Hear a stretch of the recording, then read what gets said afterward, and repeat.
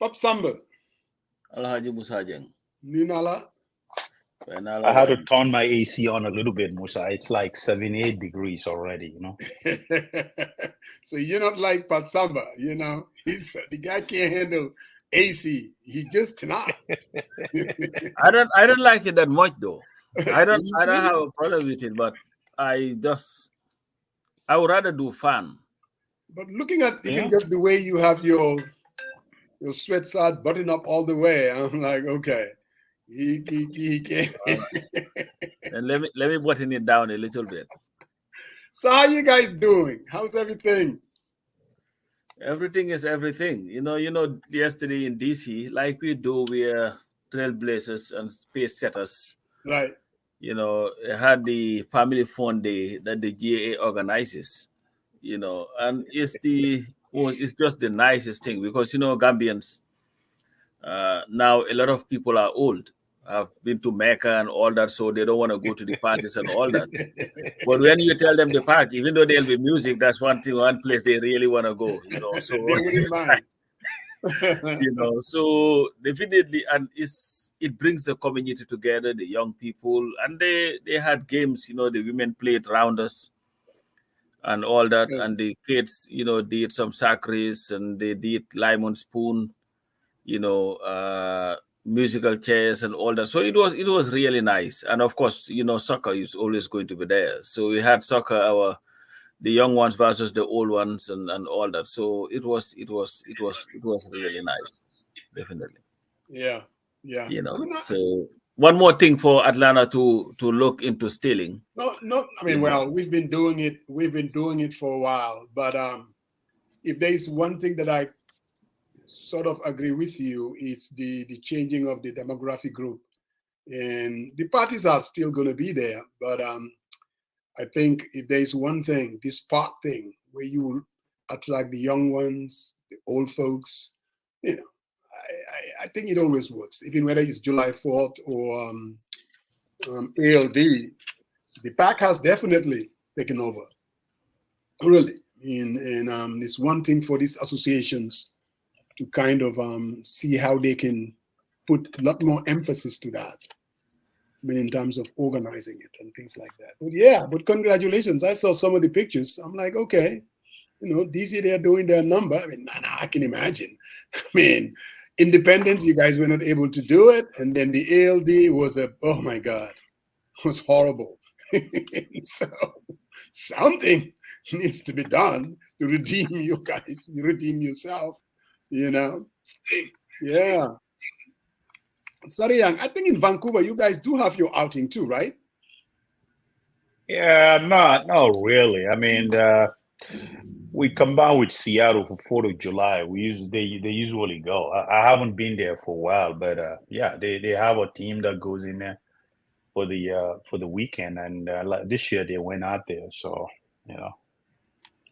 but we have a back to school event in Labor Days, but this year I think they are planning on it. Okay. In Vancouver itself, right? Yeah.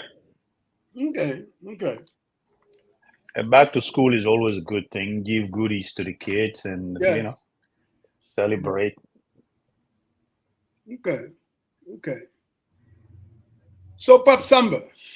So yes, what's been happening? I mean, obviously this week we were still dealing with the landgate. I'm gonna call it that. The pointing of fingers and who got what, who was able to apply for land. And then of course, who's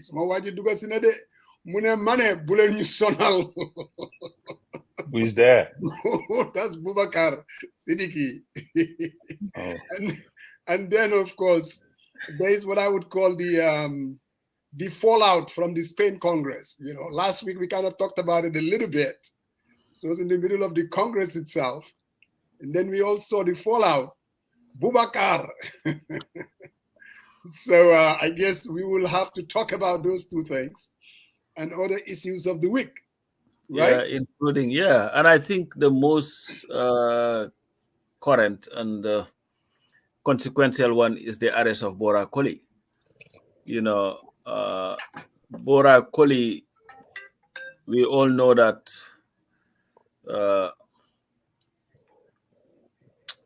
has been one of the leading junglers Yeah. in that country. Was one of those who decided to skip town and went with Jame. And of course, Jame would not go with them. Jame dropped them somewhere in West Africa and went to Equatorial Guinea. He had no use for them anymore.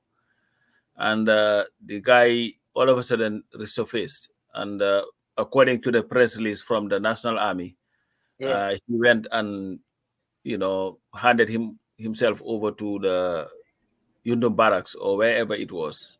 Now Right. he is now being detained and questioned and all that.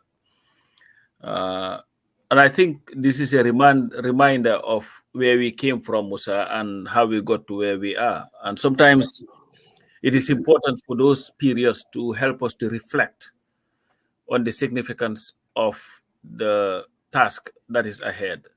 Mm. And I hope that Bora Koli, who has been named in almost every killing Right. by the junglers, will not be just freed on the guise that, oh, we do not have the mechanism in place. Listen, there is one thing that Gambia has had since the beginning of time: to charge somebody with murder. If you kill somebody, they can charge you straight up with that. And this guy has been linked with so many of those things. So to me, sometimes, yes, I know the TRRC process and all that stuff. If you have the means to charge somebody like they did Yankuba Ture, charge the Yeah. guy. Let's Exactly. start the process.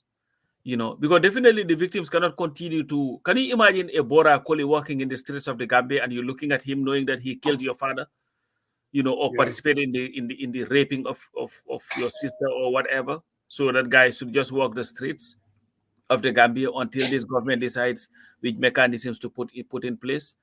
So I hope that at least they would get it right. But again, this is the same government that decided to free some junglers, on the guys that we needed their cooperation and all that stuff. To me, Bora Koli, or whatever his name is one of the worst people, definitely on the face of the earth. But I hope justice will catch up with him. And I think if there is any reminder, is like King said, the arc of the moral universe is long, but it bends towards justice. At the end of the day, man, you would have to come back home.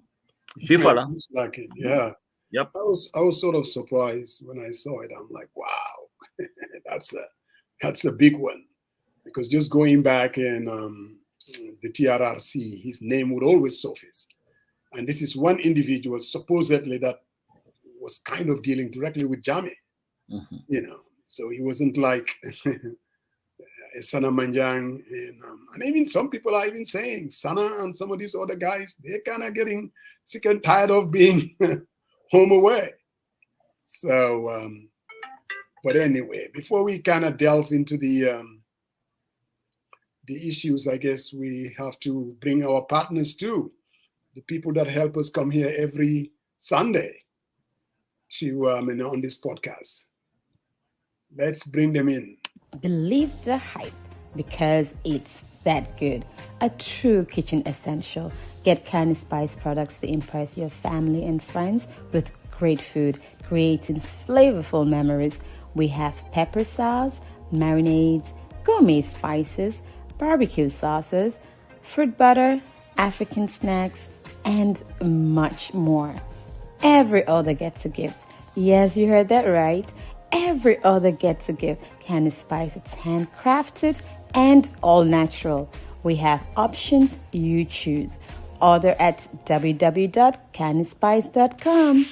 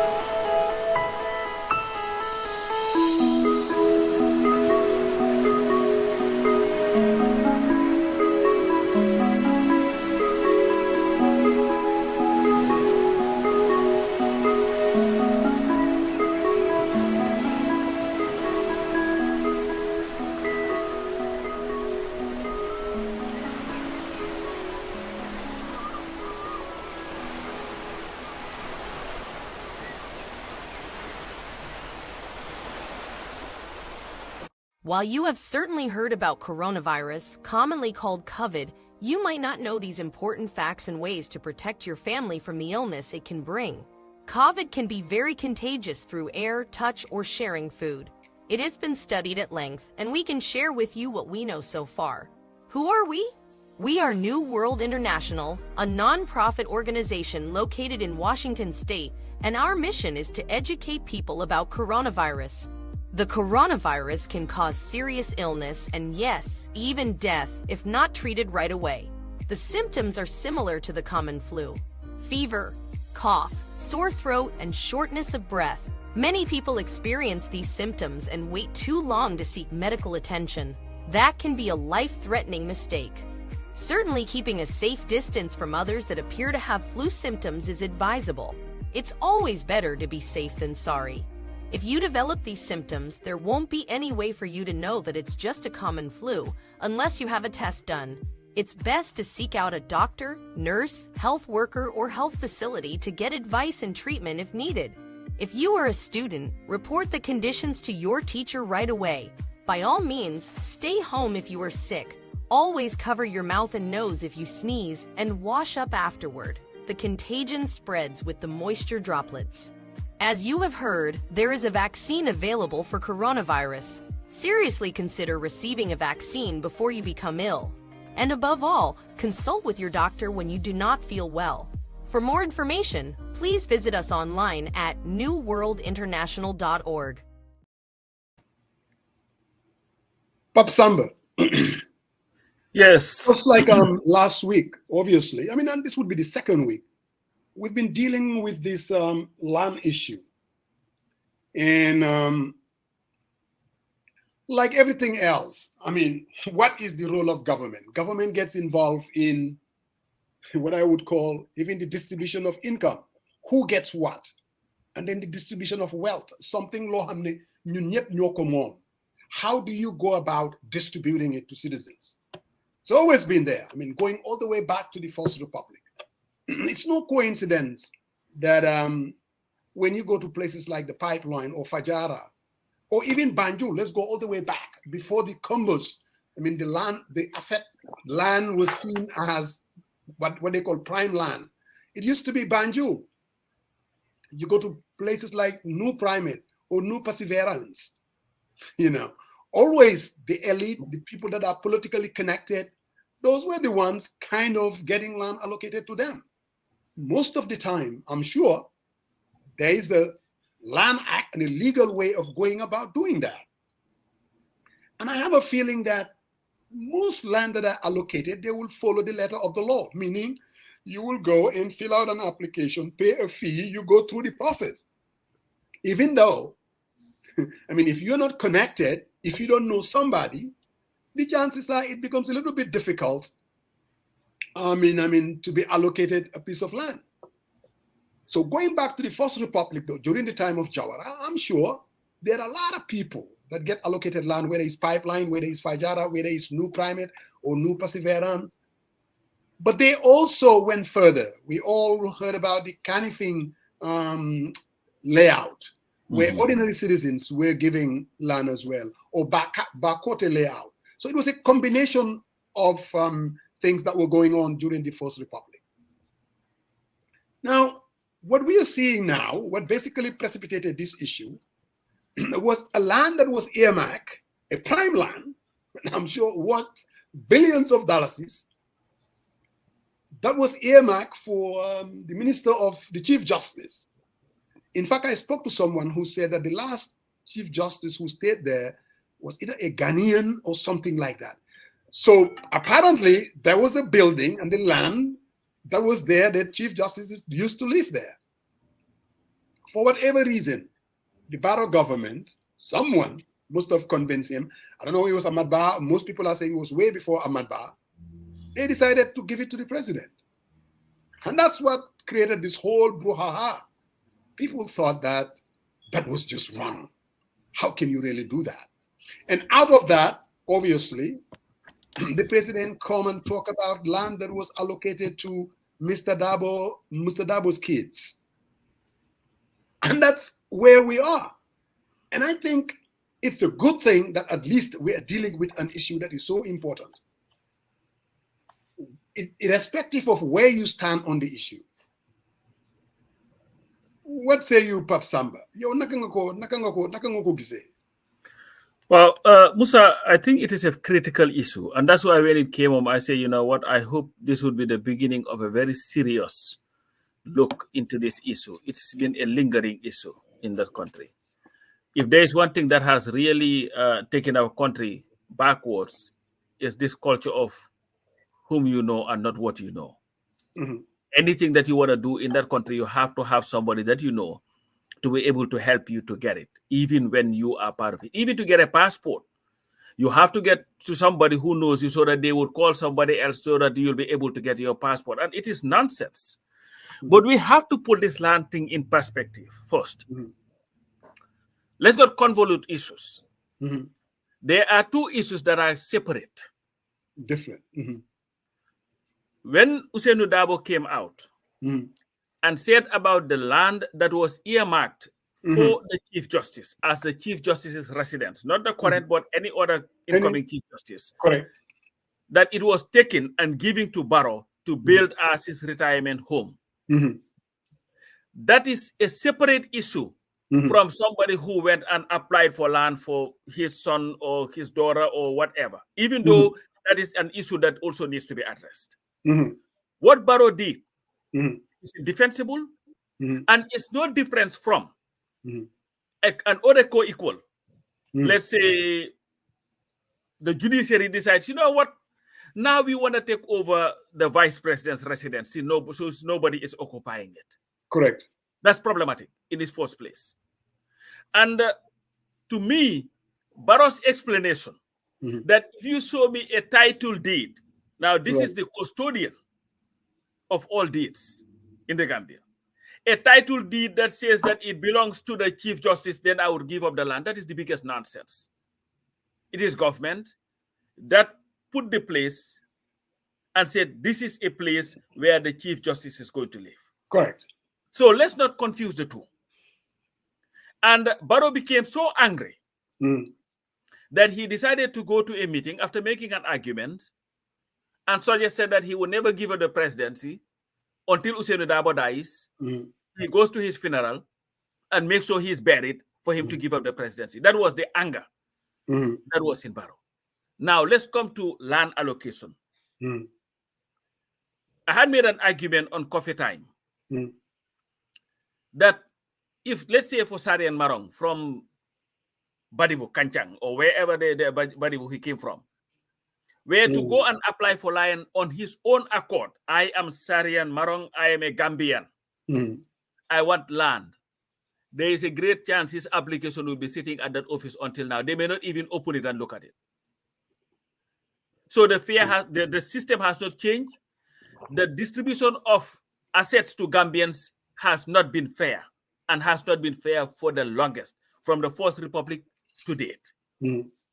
Now, you can argue, let's say in Mr. Darboe's case, that yes, the wife and the daughter all are citizens and have legal rights to apply for land. Yeah. But Musa, not everything that is legal is right. There is a reason why there was an opposition under Jammeh. And some of the issues that we are confronting now were some of the issues that we complained about when Jammeh was in power. Yeah. If we have an equitable distribution of our state resources, irrespective of who you are or who you know, then one can say, you know what, it is a fair process. If I were to apply for land, maybe some people even know who Pasamba Jawo is. Let's say a crazy man like Falanjai were to apply for land, the same time as Fender applied for land. Fender had a greater chance of getting that land because of the name recognition. And this is the problem. But Musa, our whole system is messed up. And one thing I've seen a lot of people, you see, when these things happen, we quickly politicize it. NPP did what any other political party would have done. Hey, you're calling for this land? Let's go and dig up and see whether you applied for one too. The UDP would have done the same thing if they had those information, if Mr. Dabo was at the receiving end of the accusations. But one thing that I also believe must happen, if we have to be fair, Mr. Usainu Dabo and his family were not the only people who applied for land in that country or were given land. From 2017 to date, a whole bunch of people have been given land, including Adam Barrow himself. Let's have a complete list. Don't send me nitpick of what you want me to know. Let's have a complete list. And 7 years ago is not too long. Everybody has that. Bring it out. Let's have it in the public space and say, you know what? These are the lands that were given. Sarian was given one in Kotu. Musajeng was given one in Burfoot. Coach Kanja was refused one. Lambda was given one. Oh, you refused one. So all of us, we just went along. We just all went along. I like that. You know, so believe Musa, when we do that, then we are being serious about the matter. Otherwise, we are just politicizing it. And of course, this is politics. Oh yeah, it has to be politicized. So I think this is the first step to getting to the bottom of the issue. Of course, Fenda is the daughter of Usainu Dabo, the second most powerful person in that country. When I say that, people may not even understand. You have the president who controls the executive. You have the opposition who has the most support in that country, apart from the sitting government. So you can technically call him the most powerful person in that country. And they all know each other and have their connections. Of course. But at the end of the day, if you want to do justice to this issue, everybody who has been given a land from 2017 to date, Ahmad, you want to tell me that Ahmad was not given a land? I'm sure, yes. So to have an Ahmad who hired his son, went to the National Assembly, was questioned about it and said, are you trying to discriminate?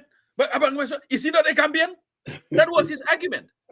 So if you're UDP, and this information is coming from Ahmad's ministry, the information maybe the UDP should be asking him, are you trying to discriminate against Fenda?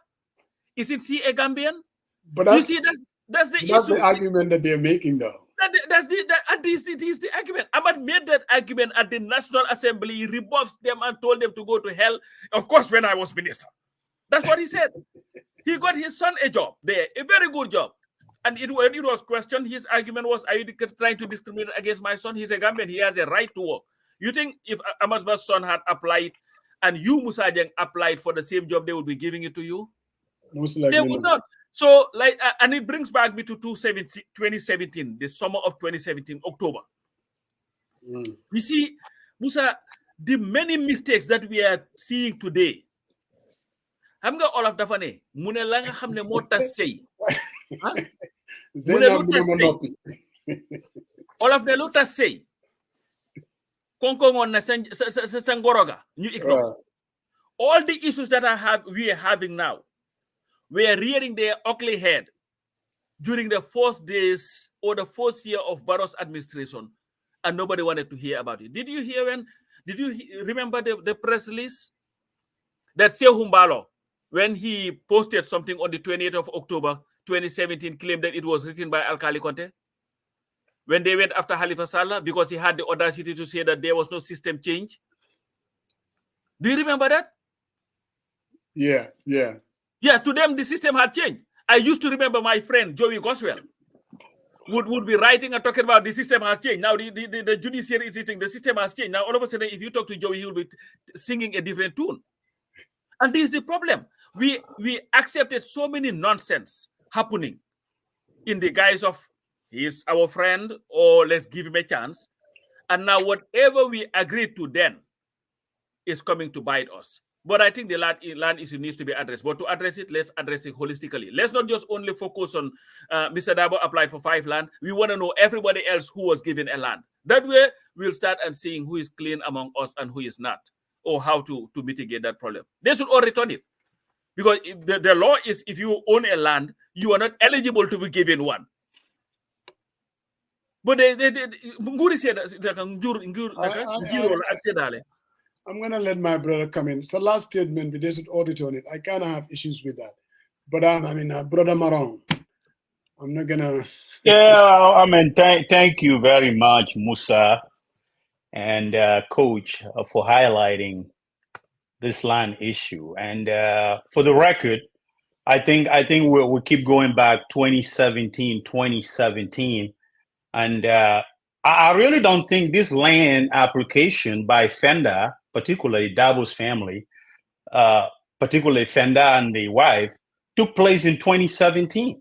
It did not. No, sorry, I'm not talking about that. It happened in 2017.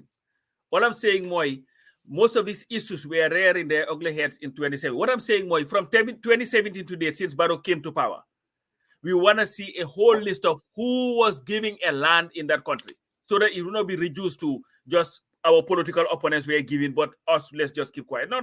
We know the Bakari Bajis and everybody were Oh, giving. I get that. I think one thing I agree with both of you is we are conflating two different issues here. The issue of the land that was earmarked for the Chief Justice that Barrow took, and somehow Barrow going onto a platform and saying, oh, Usainu, I mean, I listened to it. Even this morning, I went out there and listened to every word that he said. And he said, basically, he's upset that Dabo was going out there and say, if UDP comes into government, we're going to take this land away from you. I think basically that's what he says, and he repeat word for word, and he says, in fact, he referenced Musa Drame as the lands minister by then. And, Dabo called him and said, hey, I'm still out of the government, but I hope you're not going to take this land from my daughter and my wife. This is the exact word. So here is the timeline, because I spoke to people, I spoke to stakeholders on this thing, and I want to set the record straight for every Gambian, and it's incumbent. Issues like this of political importance, where it is polarizing, I think we need to call each other on the carpet. It's okay. If Dabo somehow went out there, got involved, even as a lot of people think, he intervened. I think it needs to be caught on the record. But I think the onus lies on the government to set the record straight, and the journalist, for that matter. So here is the thing. The land application took place in 2019. Musa Drame was not even the Minister of Lands by then. It was Abasanyan. So that is right there. The documentation that was issued was 2022. And I know he said, so how would him reference Musa Drame when Musa Drame was not even the lands minister, right? And there is another thing too. 2017, who was the lands minister then when the coalition came into government? Do you guys remember who was the lands minister? Diba, Lambondoma Diba. Lamin Diba, but Lamin Diba was an executive member. So there you go. They did not wait. They wait. During that time, Lamin Diba had a very good relationship with the Dabo family, part of UDP. If there is some sort of a backdoor dealing, it could have been easier since they have an executive member running that ministry to go get the land.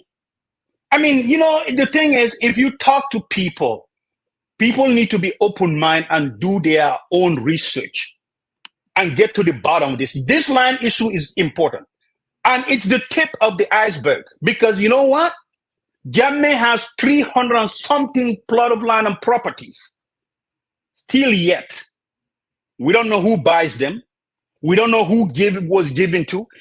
These are critical. And besides, when we are discussing this land issue, there was a list that came out at the same time. It has state ministers on it, but also it has the name of a wife of a prominent minister who was allocated the land. But you know what? The conversation got lost. The fanfare was up high. This was about UDP, MPP, 6 and 9. It's not about 6 and 9 here. It's about what happened. And we need to get to the bottom of it. And this whole thing about Ahmad Ba said you're discriminating. Well, Fenda is a young woman. The reason why this get attraction is because her dad is Usainu Dabo. Let's get that all out here and on the street and make sure we all acknowledge that. I benefited from this government layout land. I applied on it and I got it. Am I going to be guilty about it? Maybe Father Most, you too get it. Maybe a lot of other people did. This has been in place for a very, very long time. It happens in the Western world, right? I mean, government is their role sometimes to make a home affordable, right? So it's real. So I think the whole thing, this has nothing, and for God's sake, this has nothing to say, oh, I'm here sticking up for. No, I've seen a trend here whereby we tend to mix apples and oranges. This man, the president, before he came to power, and 2021, on his declaration, he has a lot of land. He has almost $270 million in his bank account before. So I think the focus, and one person I talked to, he says, you know what? You'll be surprised when we go into, especially these land allocation after Jammeh left, all the lands that have been taken away from Jammeh. And I think the focus the scrutiny should be there. But the scrutiny just should not mirror just between Dabo and Barrow. It should be more than that. I agree, there should be a system. But again, people, I saw online, there are people who apply on it, they've been on the waiting list forever. They pay their fees and all that stuff. As long as the process is impartial and it's rigid and there is oversight, there's no problem. People getting allocated for the land. And the fact that we got to go back 30 years, 40 years and tell folks where they develop their land to return it, I don't agree with that, because those guys, they were allocated the land and they built it. I mean, if we do that, are we just going to demolish the whole thing? How about the foreigners that were allocated land that have been in Gambia for many, many years, have their families, established businesses? What do we say to those things? And that's where I learned Father Most, and that's what my take is on it. Brother Sariang, not surprisingly, I mean, you cherry picked and then you call it as you call it. And where I disagree with you is your emphasis on the timeline. Look, the whole point, and you are absolutely right, the two issues are totally different. The first issue is the land at Fajara that was allocated to the president. There's not a single reasonable Gambian that can defend that. I think there is really something wrong with that issue. And up to this point, I think the president should return that land. Really. And like Mr. Dabo said, any government that comes after this, they're going to look into that. So if I were him, you want to have a prime line of Fajara, please use your funds to buy it. But a land that was earmarked for the Chief Justice, just like the State House, just like the residency of the Vice President, you cannot just take that land and give it to yourself and somehow think it's going to go away. Now, the land allocation to Mr. Dabo, let's not kid ourselves. Do I believe that any law was broken? Like I said in my earlier assertion, you see, most Gambians, even the ones that are well connected, and by the way, I have never been allocated a land. Somebody is asking that. Every land I ever got, I did not even know that you could go to lands office and fill out an application and go through a process and be allocated a land. I never knew about that. What I did was buy land. That's the only way. Just like global properties, you go to global properties or you call some of these, developers. Now, did Mr. Dabo break any law? No. Even though, Sariang, you were going into the timeline when the application was done, I don't know. But you know what? Did Fenda, as a Gambian citizen, shouldn't she be able to apply and get land? Yes. But there's absolutely no doubt that because she's a daughter of the most powerful politician in the Gambia, that really helped her to get that land. But the dad was not in the government by then. My friend, I listen. No. But we gotta reset the record straight here, Musa. Look, the timeline that you're throwing, you don't know about. Sarian, Fender's writing on this issue said that when she applied, the dad's 1 foot was out the government, not all completely out, because 2019, and she said Musa Drame was the minister, because Abasanyang, I think, came after Musa Drame. I am not saying when she applied, because I have no idea. But if there is one thing, people that are commenting out there, whether it's the media, whether it's politicians, this thing has been politicized. Let's not kid ourselves. When the UDP, especially Mr. Dabo, went after the president for this land allocation for the Chief Justice, rightly so, hey, don't kid yourself. It was political. It was a political hit job. Let's not kid ourselves.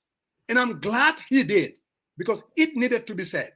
But let's also not kid ourselves when the president, who was angry, that is why when I heard Dr. Sise basically say that whatever the president said at Birkama, he was just joking about, he wasn't joking. The guy was mad as hell. He did not like what Mr. Dabo said. All right? He did not like what Mr. Dabo said. And that is why he said the same things, I mean, the things that he went out there and said, unfortunately. But the bottom line is, that brings me to something that Pastor Samba said. I do agree, because now that this issue is out there, we need to grapple with it, because it's been there for a long time. There is no coincidence that Sirif Mustafa Diba get allocated land at New Perseverance, or Asan Musa Kamara at New Perseverance, or Gaba Jahumpa at Boxbar Road. I mean, allocations at that time, even during the First Republic, the ones that are well connected. So it is something that Gambians expected. So for me, I am not surprised. Now, do I believe that Mr. Dabo is a crook? I don't believe that. But do I also believe that he uses power and influence to take care of his kids? Yes, I do believe that. And he's not the first one who did that. So if we want to change the system, let's call it exactly for what it is. That's what happened. You can draw, Sari, and all these timelines all you want, but there was influence peddling involved. Let's not kid ourselves. Now, how do we grapple with this situation? Pasamba, you did say that there should be a list of everybody, and you will be surprised. If we go back in 2017 and put out a list of every Gambian that was allocated, like a government allocated land, you are going to see the picture. The ones that are connected, influence peddling, all these ministers that were ever there, National Assembly members, you name it. The only person is Khalifa Ababakar Saleh. He is the only individual that I would put my life on it, that his name will not be on that list. He is the only person that I can put my life on it, that he would not use his family connections or anybody to help you get a piece of land. I can put my life on it. He is the only one that I believe that I can put my life on, that he will not get anywhere close to those kind of things. But this is something that part of Gambia, we all, myself included. Now, this whole idea of Pasamba, the people that actually applied, they went through a process. They signed on the dotted line. It was all legal. So there is no way you can tell them to return the land. It's not gonna, that's not gonna help. I don't think. Now, do we need to have the list? Yes. If I were the government, a task force should be, there is this whole land commission. Maybe that needs to really be looked at. How do we allocate land to citizens? And then come up with something, because look, there are nurses out there, there are police officers out there, there are teachers out there. We all know when you live in the greater Banjul area, 70% of the citizens, they cannot afford rent. This is the time for government to do something about that. They should seize this opportunity to say, okay, now is the time for us. I mean, if government is out there allocating land to people, they should start thinking about what Jawara did, having another Bakote, layout, having another Kanifing layout, because there are a lot of people, low-income people, that couldn't afford this land. But let's not kid ourselves.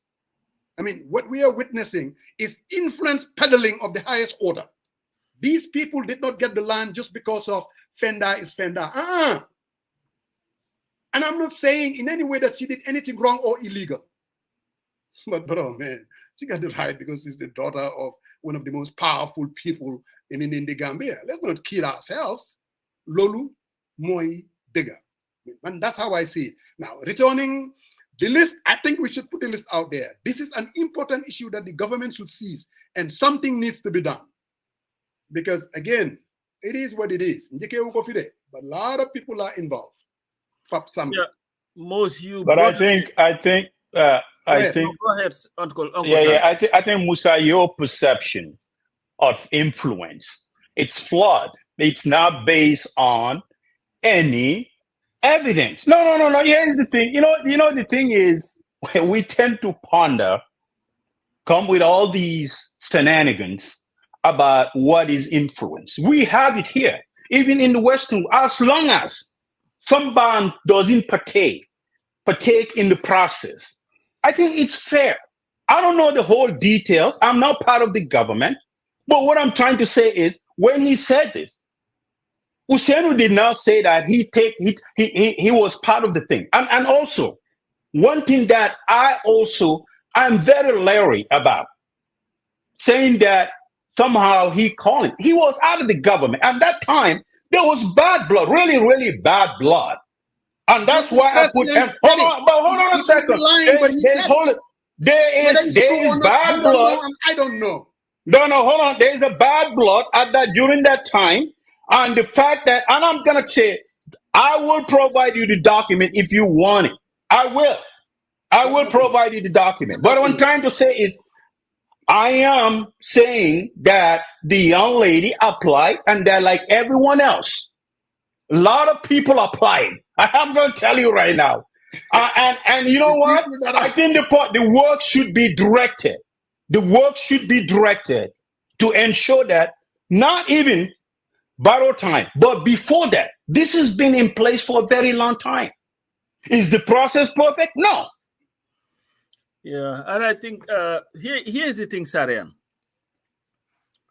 I was really waiting for Mr. Dabo to respond to the argument by Barrow that he sent people to him. Correct. Because the Usenu Dabo that I know, I don't think he is one person who can get pissed off at you and then come back to you asking for a favor. We've dealt with Mr. Dabo, believe me. So I was hoping that maybe he would dispel that argument. But Musa, you mentioned Halifa.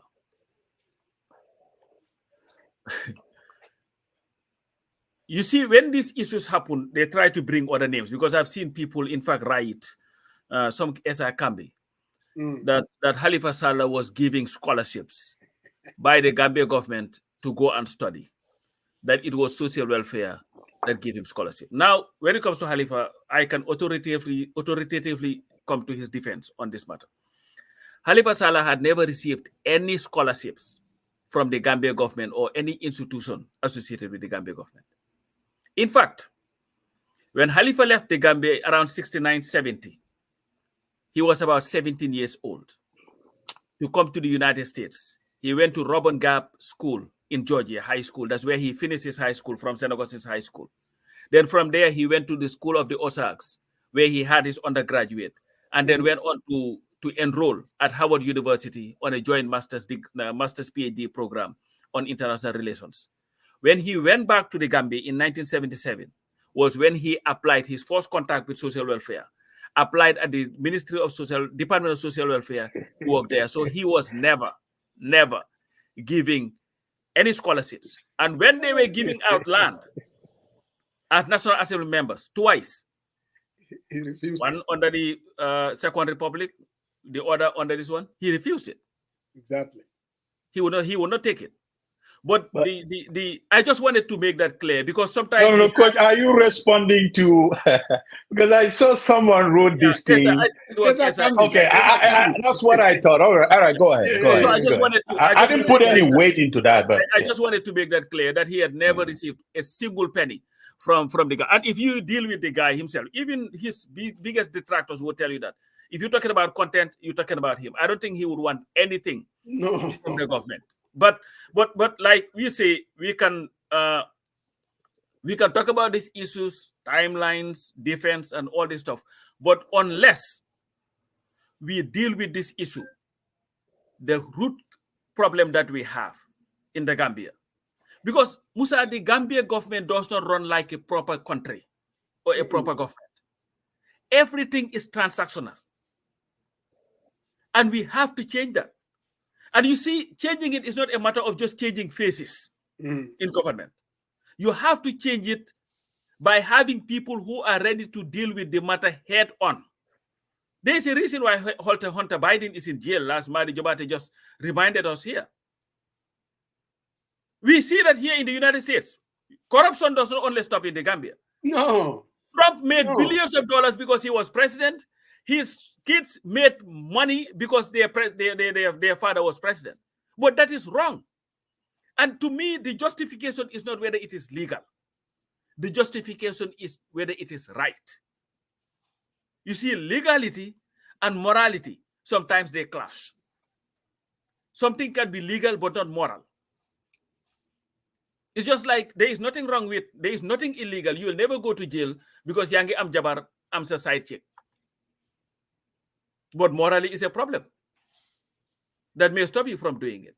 So we have to be able to get to the bottom of this issue. But again, the government cannot have it also where they cherry pick information that they're sending us. We want the whole list, the complete list of everybody who was allocated land in that country from 2017 to date. There are other people who have applied. Like I've heard Fatu talk about her application and the frustration for 4 years they're sitting on it. She's not getting it. But why is that the issue? Let's bring out the whole list. And for the record, I pass Ambassador Galamin Awako Jaumi. I've never been given a land. It's not like I'm not saying that anybody who got it illegally, but I've never applied for it. I've never gotten it. In fact, the closest that I ever came was when my brother-in-law uncle was an alcalo of some place, and my sister called me, coach, naka suma jëkkër de nijaay mooy alcalo bi soo bëggoon kër fi ma ne ko doy na sek bëgguma ko. I don't want it. Yeah, to me, and I'm like, you know what? I cannot do that. This is something that I always have a problem with. This issue of giving land to somebody or giving somebody to somebody because you know them. But again, no. Let me push back. Let me push back on this notion that this is illegal. It's not illegal. I mean, even here. No, hold on. Social Security. No, I'm with you. Social Security and AMRC put plots to eligible Gambians, and there's a process. And you pay, and you get their land, and there's a documentation involved. Yes. I mean, a lot of layouts out there. Burfood, Burusubi, phase 1 and phase 2. Let me ask and you Bigelow. Let's not make a perception out there that this is illegal. It's not illegal. No. I am telling you, it's not. I'm not talking about illegality. Sarian. Okay. Did you get your land on your accord as Syrian Marong the Gambian, or did you get it because of Usman Marong is a brother or Fatu Marong Moko Lijeti or whatever? Say it again. No. I don't have any person in the government who is going to legate. It's true. Yeah. I'll be very, just because we have a disagreement with the process, that really doesn't really make it. And I'm all in for the oversight part, right? So you guys mentioned Fatu, and I know she's been saying a lot of comments on the platform. But you know, if we're gonna call each other out, I think when the press conference in Fatu also said she applied on it, Ahmad Ba said they're gonna consider her, and I think, what is that? How do we call that? Is that like a Jew influence or what? I mean, what Ahmad said was that they're going to consider all the media houses that have applied, because then he quoted that there is a place, I think in Nigeria, where they set aside for the media. So all the media, this thing. I have a problem with even the government giving the media anything, because at the end of the day, no, they can't. But I think I don't have a but. What I'm trying to say is I think the process, if Fatu put her name in there, or the media person they go through, they have a criteria, and she met the criteria, and she paid her fee. I think she should be allocated the land. Look, But sorry, that's the issue. what people are saying, and let's call it for what it is. I do not think that any of this land, even people that we don't know, that it's illegally done. I'm telling you, these things, they go through the letter of the law. You will fill out an application. You pay the fee. I'm glad you're saying that, Musa. I said it before. Man musuma gomne. What they did was illegal. It wasn't illegal. But you know what? What you are trying to stay away from, this whole thing about timeline, there was no influence peddling involved. Come on now. There was. No. Hold on a second. You tend to, hold on. Here we go again. What Okay. is the rationale behind the timeline argument? It wasn't done before. I mean, that's neither here nor there. What people are saying, they look at the situation.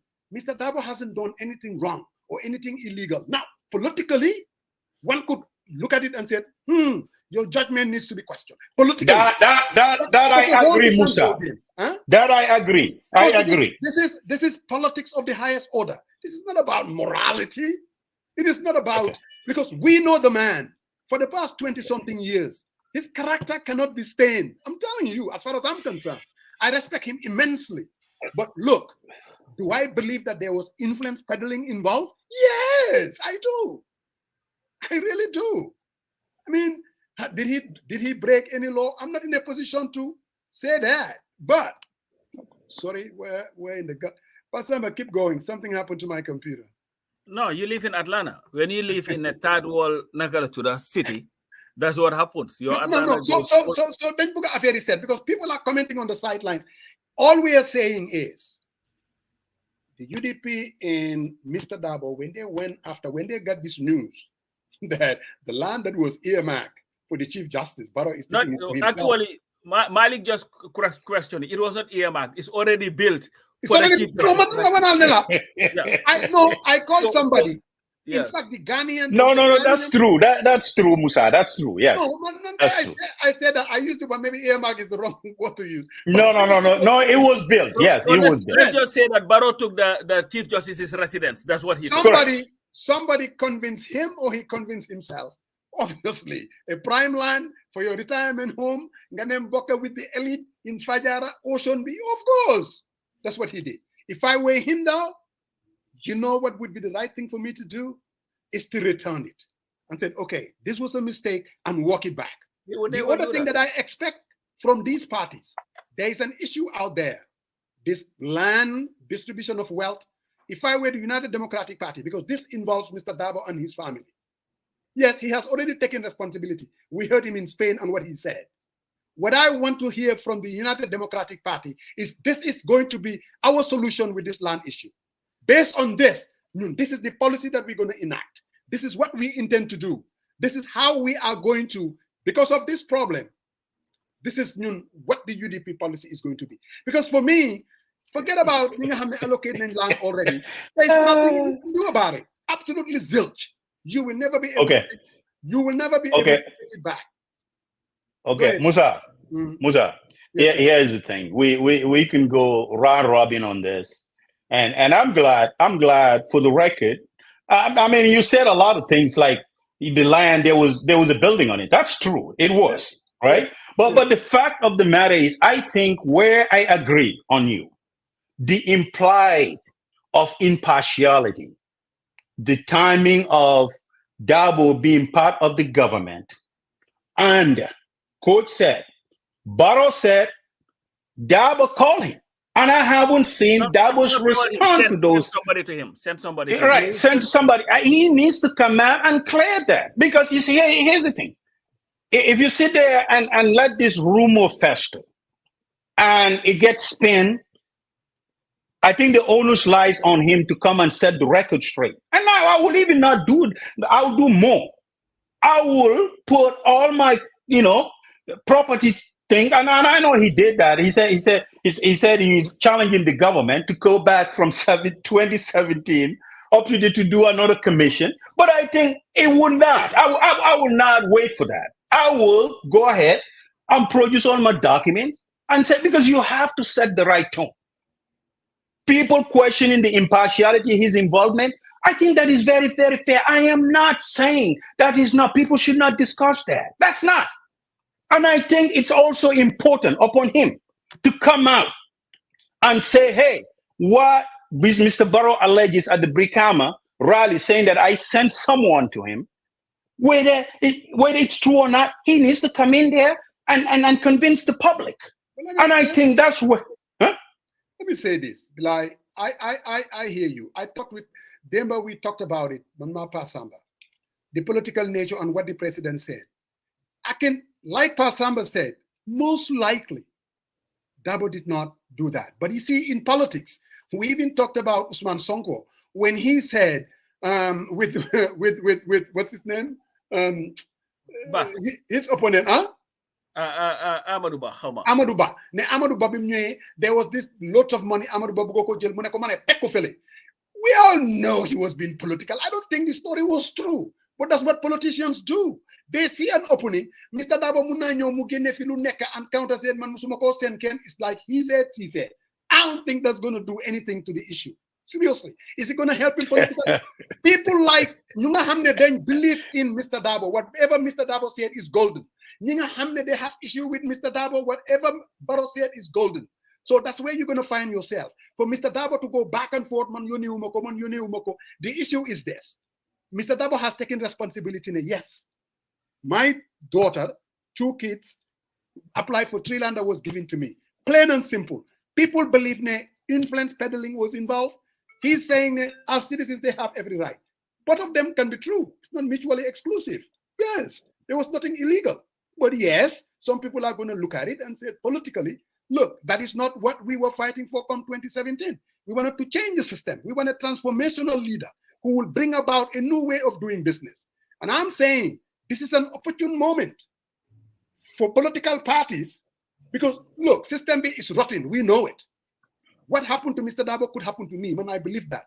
Sumafinekon Minister of Local Government and Lands, the people that are going to call me are family members. Pasamba, then I'll take care of you, my brother.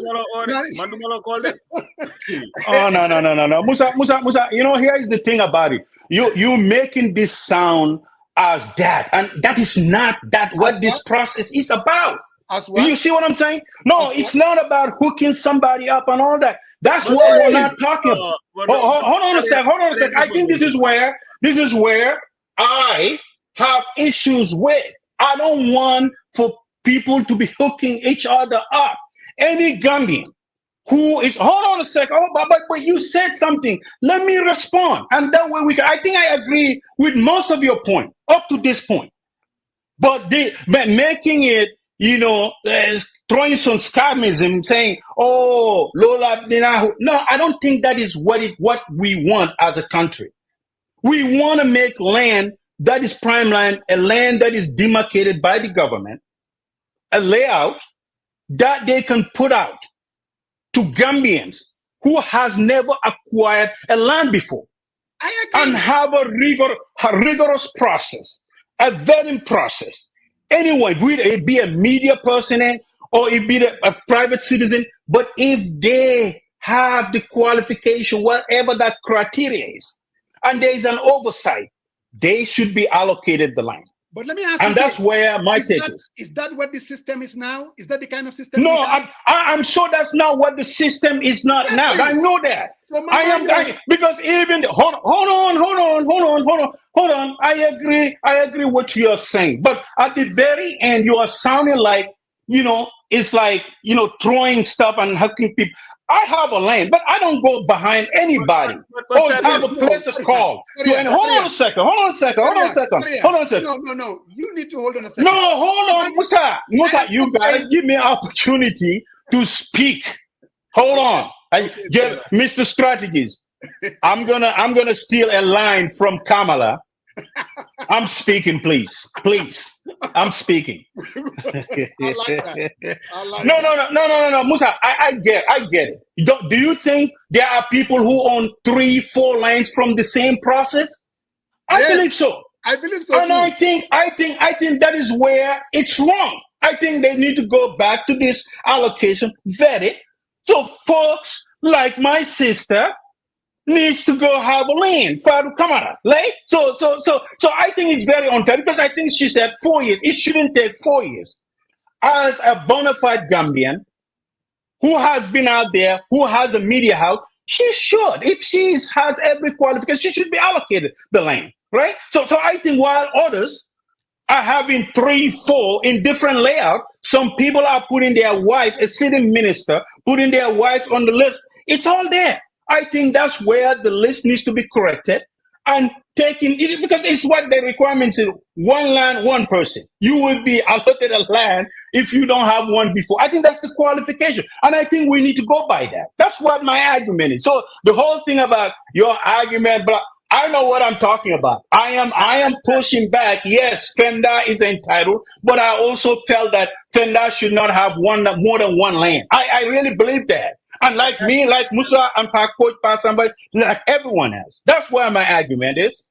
And Sarian, I think you are arguing both sides and without even knowing it. Because first off, you started with saying you're acting like the system, they're just hooking up each other. But that's what they're doing. That's what they're doing. There are some who would get it legitimately. Don't generalize, Coach. Not everyone is corrupt in Gambia. Not everyone. Okay. Sarian, okay, all right. Let me ask you a question. Can you sit here and vouch for the process that is happening at the Department of Lands in the allocation of land, that it is done? Absolutely not. I would not even try it. I would not even try it. That's why I said you argued both sides of it. But you know, here's the thing though, Coach.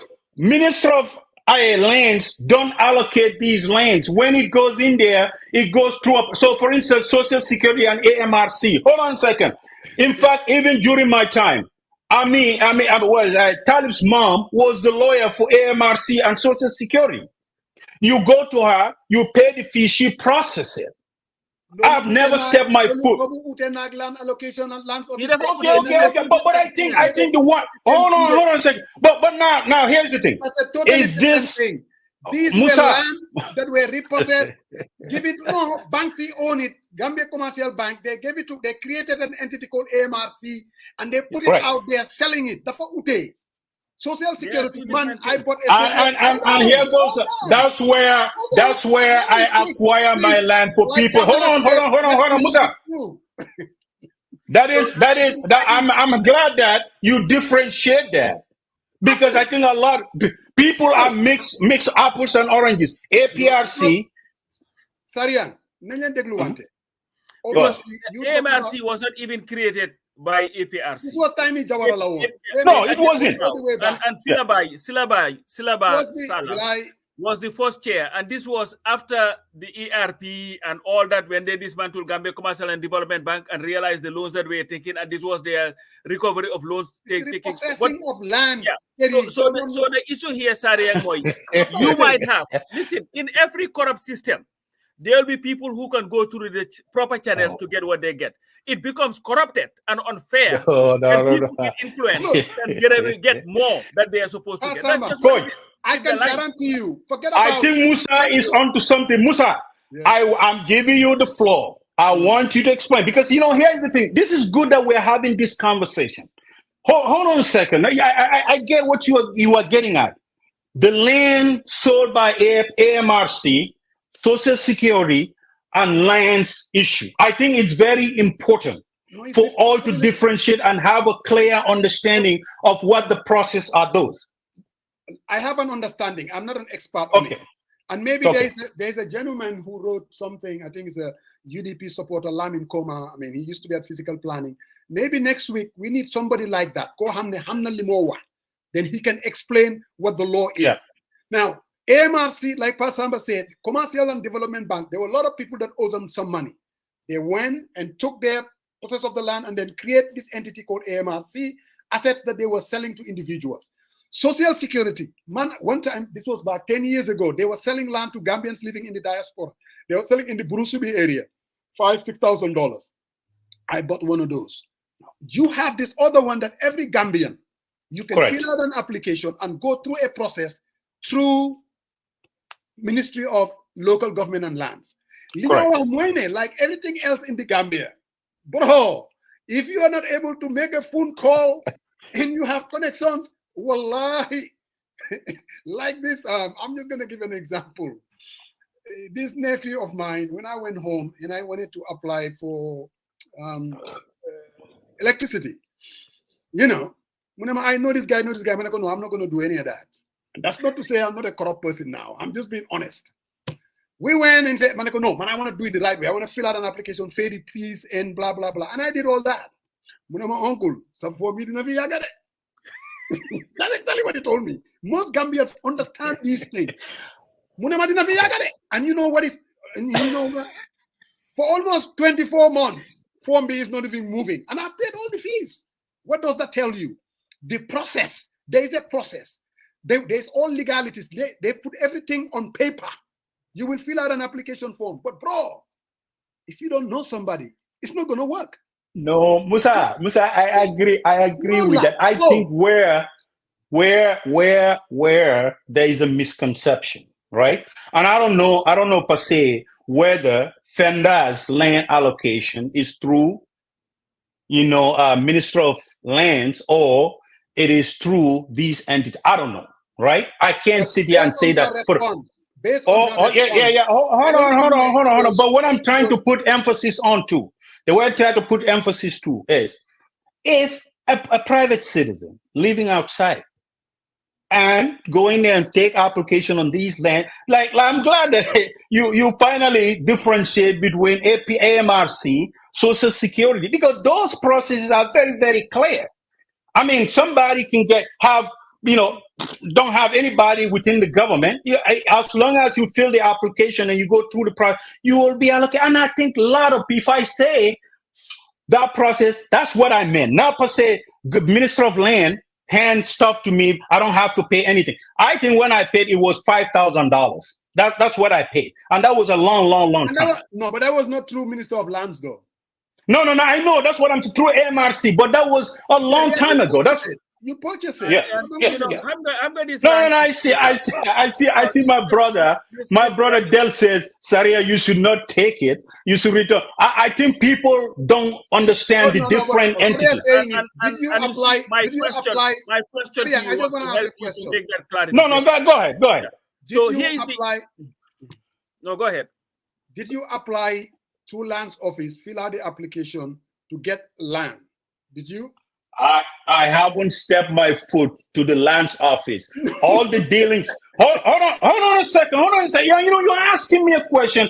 It's my right, because I think you are trying to cast a difference between you and me here. Hold on. I have the right. If I sit here, hold on a second, Musa, give me an opportunity to respond. I haven't set my foot at the Lands Office. All the process that has been take place at AMRC office, and that's where I did all my things.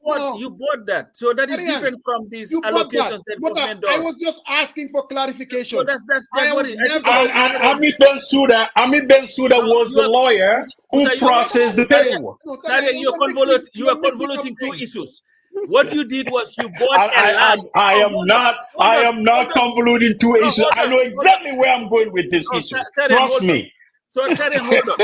AMRC, they were selling land that government acquired from people who were debtors of the government. Yes. And they were selling it. You bought yours, 5,000. Yes. If you are applying for land from the government, you may not even pay $5,000. No. But I paid mine. I'm just responding. Musa, here's the thing. I don't need to prove nothing to nobody. That's what I'm trying to say. The fact is, hold on a second.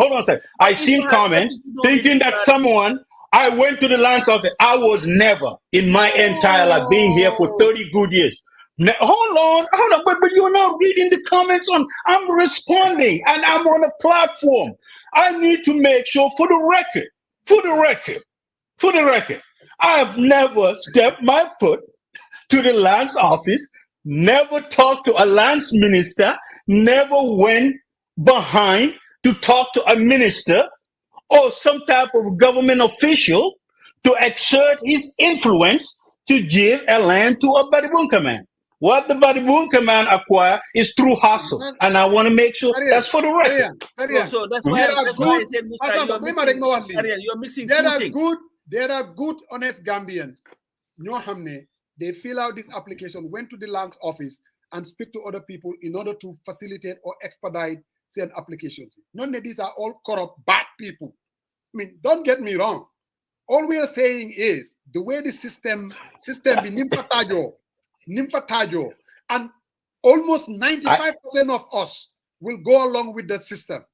I agree with you, Musa. There is absolutely no disagree. What I think what people are getting confused. And I'm just letting you, I don't think you guys keep saying, I'm not convoluting any issues here. I'm not. What I'm trying to say, I think people are confused between the land allocated by the government, whereby you don't pay more than $500, and the lands that there is an open and transparent process by either AMRC or Social Security, where Gambians of all lives come in and bid on it. Okay, can I say something, Sarian? Sure. If Fender had bought her land from AMRC, we would not be having this conversation. No, I don't think so. That is outside of. This is what I don't know. Yeah, so that's what I'm saying. That your issue should not even come up in this conversation. No. They're selling land. You have your $5,000. You went and bought your land, whatever it is. Like, let me tell you, my uncle, my dad's brother, his house, a big house. I'm still pissed off at that. 2-line houses. The government took it from him and sold it for $19,000. This was in 1986. It was bought by Musukeba because of he owed the Gambia government some money, about $15,000. Correct. So those are two different issues. If anybody had gone to AMRC and say, "Yan land gen ampul jenda ñu ni ñaata ngeen ko jaay mu ne nangam ma fay form bi fay xaalis bi," I bought that. Nobody gave it to what government does. The land allocation is charity. You come, I need a land, okay. You find amulo ben land jox nañ la land bi demal nga def lu la neex. That's a different thing. It's different from there was a time when Musa was still younger, when they used to give you hair, you go to any village, just pay it as far wherever. No. I agree with that wholeheartedly. I think we are all beating about everything else because we are so sensational about the current trends of affairs. What I'm trying to say, I agree. The land issue, if Fender got the land through land's office and she hasn't paid, I would not take that. And one reason is because first, my position and how the public is going to see it. And I think also, but it was from the land office. No, that's what I'm saying. That I wasn't clear on. That's what I'm trying to say. That's what I'm saying. Because you had according to what she wrote on her page. Okay. She got it through the lands office. No, Fender, it was not Fender made it very clear. Mr. Dabo made it very clear. It was very clear. These were applications. So there was no dispute, whether from Mr. Dabo or from Fender. The legality, were very clear. It's outside of the window. There was nothing that they did that was illegal. Now, okay. Obviously, we don't know. Yeah, Musa. I think here is the thing. Let me finish my thought. Nobody is pointing fingers at what she did was illegal. All we are saying now, the reason why we are discussing it, it's because the politics of it. That's what it is. No, that's true. Smell right. That's true. There is a reason why the government wanted to roll it out there, because they were being very defensive, because the president is caught with his pants down. You know what I mean? He's taking a land worth billions. And he's like, Del Alexandra is saying that, you know what, his argument was based on, because you said allocated. So that's where you confuse everybody. But when you go and say that you bought it from MRC, that's a different thing. But no. Here's Musa. Here is the thing. So the constitution that President Barrow, Mr. Dabo allowed, saying that, hey, by the constitution, every person of a Gambian citizen shall have one land allocated, right? Not more than. If she has, that is just through the lands office, correct? Is that what we're saying?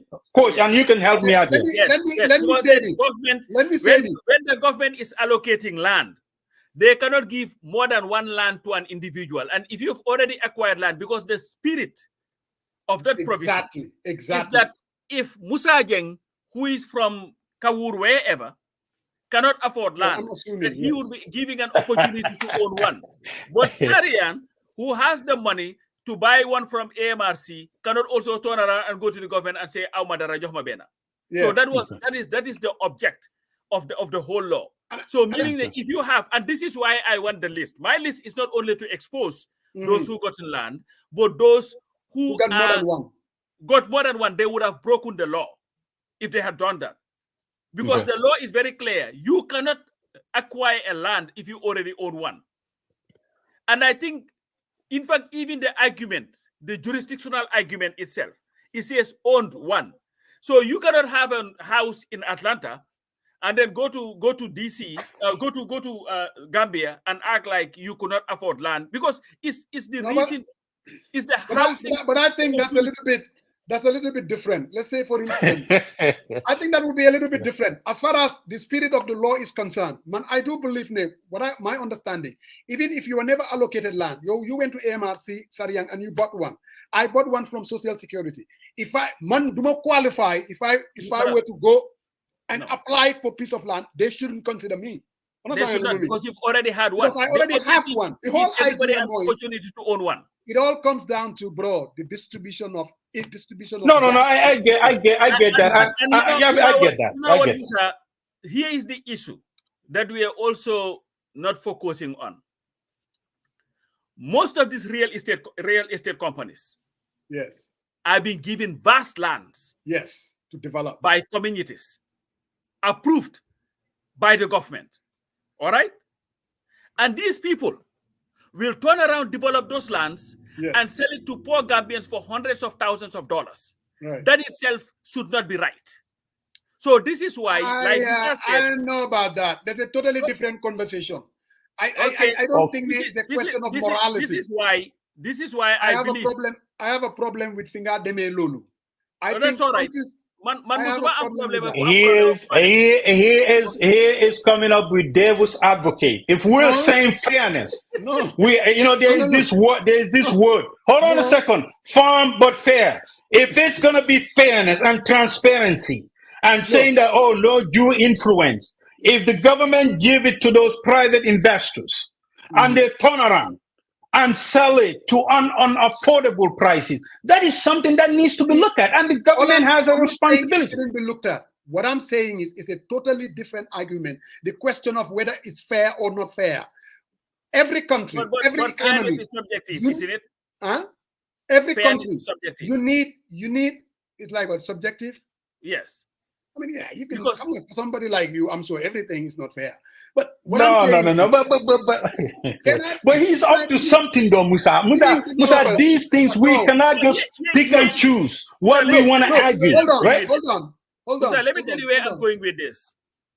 Maybe someone buy on my land, you would have, let me to borrow from banker, let me land.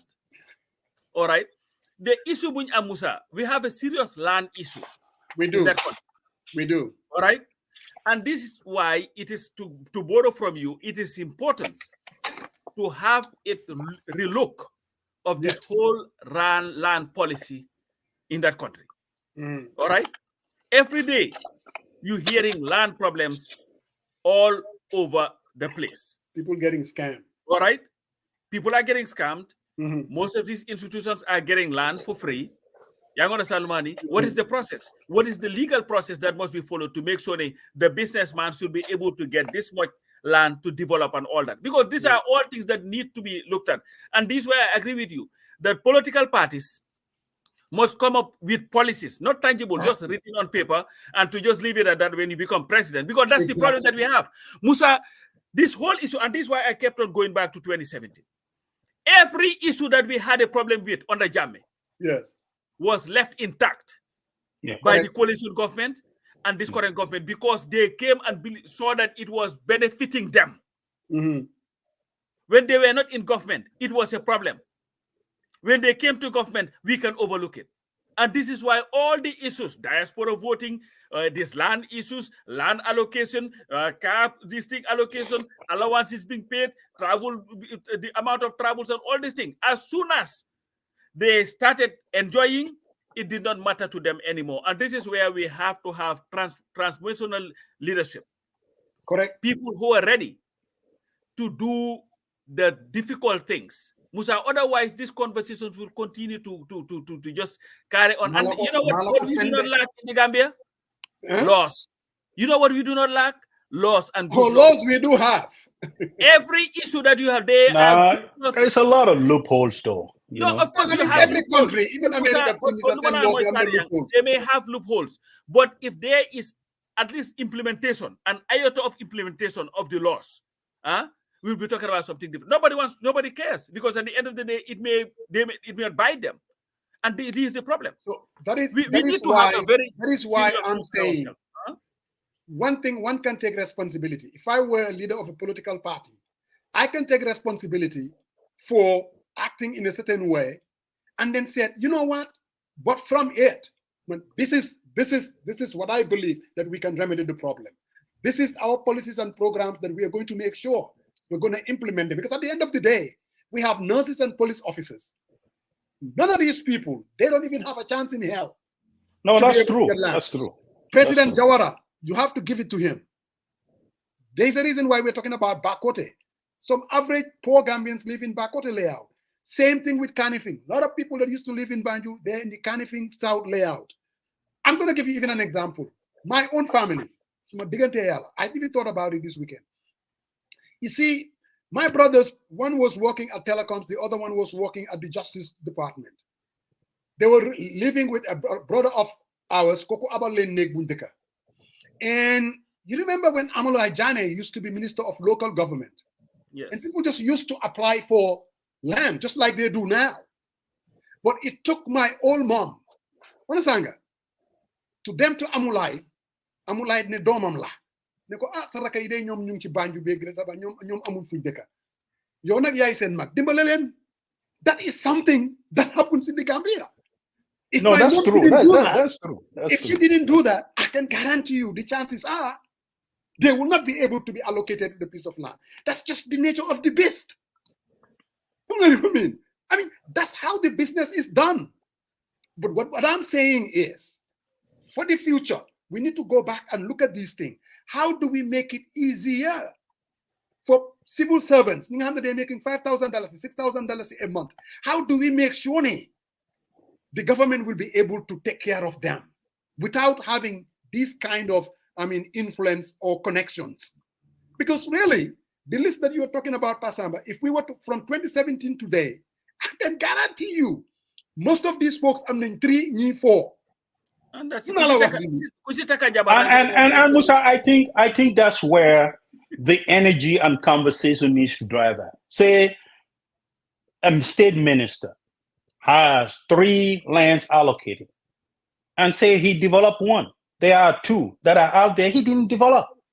By the Constitution, he's only entitled to 1 through the lands office, right? So maybe they need to take those 2 and demarcate and give it to folks that have pending applications for them to be allocated. And I think we are shifting our energy on that. I think the focus needs to mirror on those things, because I'll tell you what, there are people, someone told me that you'll be amazed. Some people have 4, some people have 5. I believe Some people register some land under their wife's name. So I think folks who have their applications, for 5 years, who are bona fide Gambians and who have every qualification to be allotted this land, needs to be given land. And I think the land needs to be vetted. The list needs to be vetted. And I would say, even going back to Jammeh days, what is it? What are we going to lose? At least we have a fair system just for a start. Right? To look at these lines, if they've been given to you for more than 5 years, you didn't develop it, and why couldn't we take it and give it to someone else to develop who doesn't even own a home? All right. That's done with the land issue. So hopefully we will. Okay, what is the next? Because you've already cherry picked what you wanted to talk about today. So what is the next one? You are already defensive, my brother. No, I'm not prepared to fight for anything. What I'm prepared to fight is justice. That's all I'm prepared to fight. So this whole land issue, I am not. But here's the thing. I think people were not somehow clear between these. And I'm glad that you nailed it. Some coach said we were able to highlight the difference. And I think quite honestly, I agree with you guys. And I sympathize with folks whose applications been pending, including my own sister, who hasn't talked to me for about a couple of months now. So it's okay. She needs to talk to you, though. She needs to talk to you. No, it's all right. It's all right. It's all right. But I still love. I wish my mama, my auntie, a happy birthday, and she's my auntie, and I love her dearly. So that's all matters, man. Yeah, well, you're right. Musa. I think it is in order to wish Mary happy birthday. She is a yes, very and she's listener one of ours. she's always the first person who dialed in when 20 people by the people. So Fatu, Antina, happy birthday, Antina. Happy birthday. Yalla la yalla may fangu kuda ak wet gu yaram. Nga fekke sa njabot gi ak sa great grandchildren. Si daraja yont yalla Muhammad. Yalla mi nga xamne dara tewu ko yalla dina ko def bu sobe yalla. Thank you very much. To also wish, Auntie Ma, happy birthday, Auntie Ma. But Pasamba, I want to wish my Jame, who is Borom Kani Spice. Borom Kani Spice, a very happy birthday. You come closer to your Pasamba because people are not the other. I want to thank Tukulor too. You know, we had this storm and all that, and wake up in the morning and Tukulor left me a message because the storm was in Savannah, so she associated with my Savannah. And she was very concerned. Thank you, Tukulor, for looking out for me. Now I know you like me more than you like Pasamba. Publicly, you said it differently. But now you do care, and I thank you. You know, I live in the nation's capital. Everything is taken care of, so they don't have the villages. Why, Pasamba? But before you go to that, I just wanted to take this opportunity to invite. I know last week it was UDP that had their AGM in Spain, where we will go to. My guys, the People's Democratic Organization for Independence and Socialism. Though you will be having the European branch will be having the AGM in London. What is that? What's AGM? Annual General Meeting. A lot of people don't know. So don't go acronym on. So why are you cutting me? Here I am on trying to explain, and then of course you have to come. But anyway, that's what he does, Coach. Go ahead. Yeah, it's happening on the 21st of September, and it would be at the address is Backentine Hall Community Center, 12 the Quarter Deck London. How do you name a place? The Quarter Deck. London E148S1. So, 21st. So, if you're Doi and live in Europe, go and listen to the guy, Ababakar.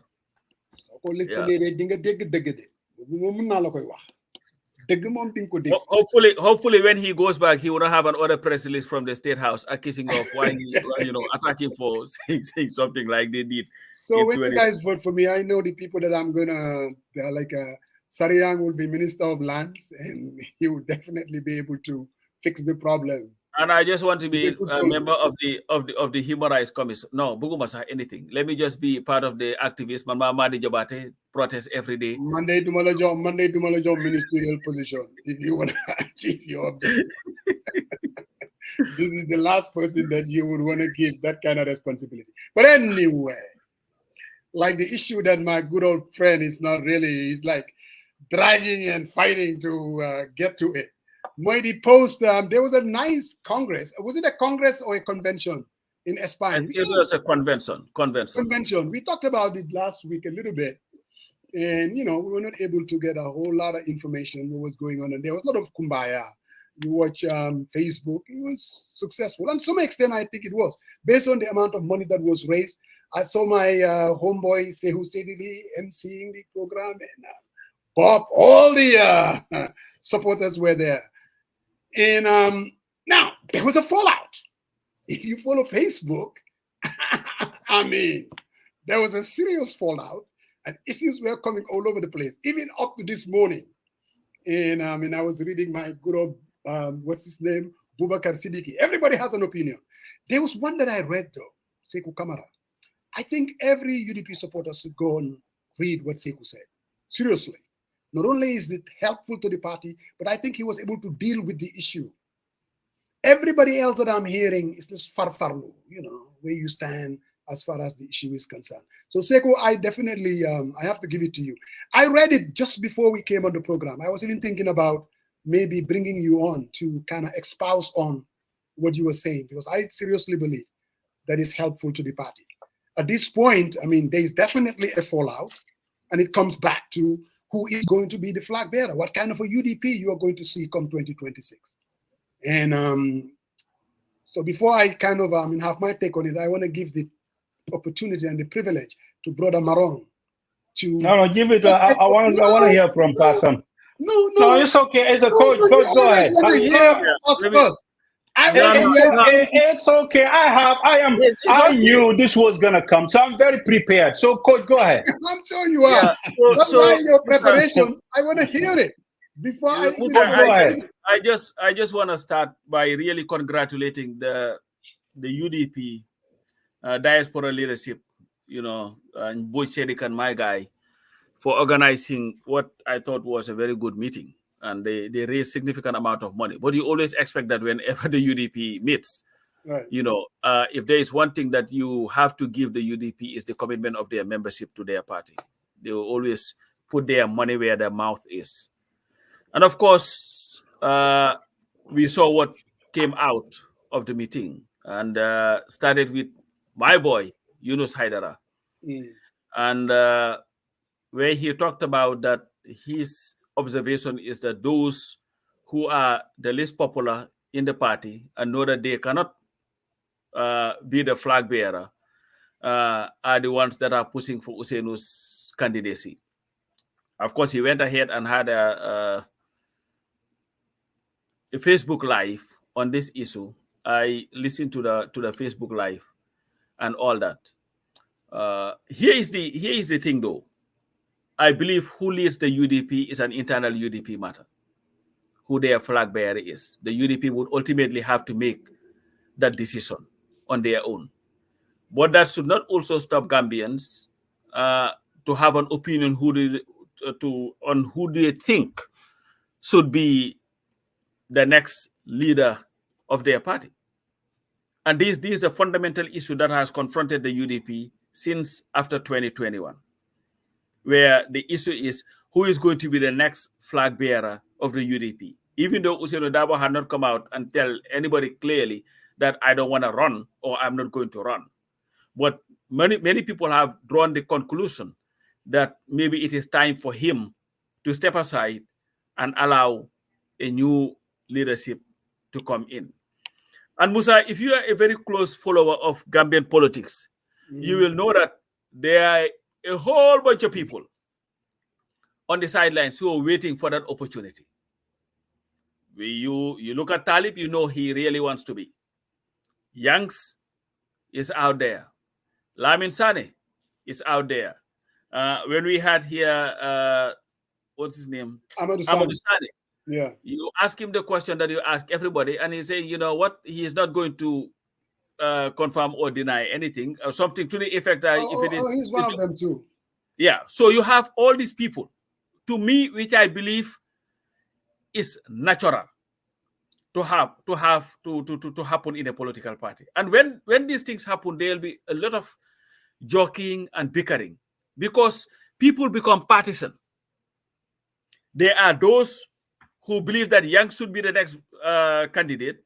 There are those who believe that Talib should be the next candidate. And you can see, just watching, how they butt heads. We saw even my sister, what's her name? Rohilo, who just pretty much Sandy Sufsi Chereji and say, you know what, there are people who in fact try to orchestrate coup d'etat against Ousseynou. So that added all these things. And Yunis' conclusion, which you cannot also dismiss, is that most people who know that maybe they cannot be the candidate and maybe do not want a Talib to be the candidate are those that are pushing for Ousseynou to be the next candidate. Now, of course, it's an opinion that, you know, we can try to look at and all that stuff. Here is the issue, though. there are people who believe in their hearts that Ousseynou cannot win. They tell you that. And that the UDP needed a new blood. But then you also have other people who believe that, you know what, given everything, Ousseynou cannot be pushed out the door like that. He should be given that opportunity to say, you know what, I'm not doing it. But there are people who believe that if he runs, he's going to lose. People believe that. But what I find real interesting sometimes is, Musa, those who support Mr. Dabo's candidacy have no problem telling the world that he should be the candidate. But if you are an other UDP supporter who goes and say, I think Sariang is supposed to be a candidate, you get attacked for saying that and say, you know what, you guys are trying to undermine the party. This is none of your business, or you guys are trying to prop somebody up and all that stuff. To me, like looking at it from the outside, I don't think I'm seeing anything that is unexpected in any political party. That's me. Maybe I'm wrong. Especially when it comes to the changing of guards. It's always the most difficult thing. Musa, we saw that out in the open in 1991, Mansa Konko, when Jawara said he was not going to present himself as candidate for president for the PPP. There were two camps. Bibi Dabo, who was very confident of winning it if they were to go to a primary or whatever, had no problem with that decision. Shehu Sabali, who also wanted to do the same thing, but had a problem because he had his doubts, was one of those who led the Jawara should not go, he should stay. Musa, I sit here sometimes and watch the 1991 Congress here and see grown folks crying. Duñ ko nangu tay, duñ ko nangu elect. So to expect that Ousseynou Dabo, who has led this party from its birth to now, that people will just go and say, you know what, you just put the red flag, the red carpet and say, go, let's have somebody else. It's not going to be that easy. So this fighting will have to happen. It must happen. It is inevitable, and it would happen to any political party. There is a reason why Barrow all of a sudden came and said that he was the candidate for NPP in 2026.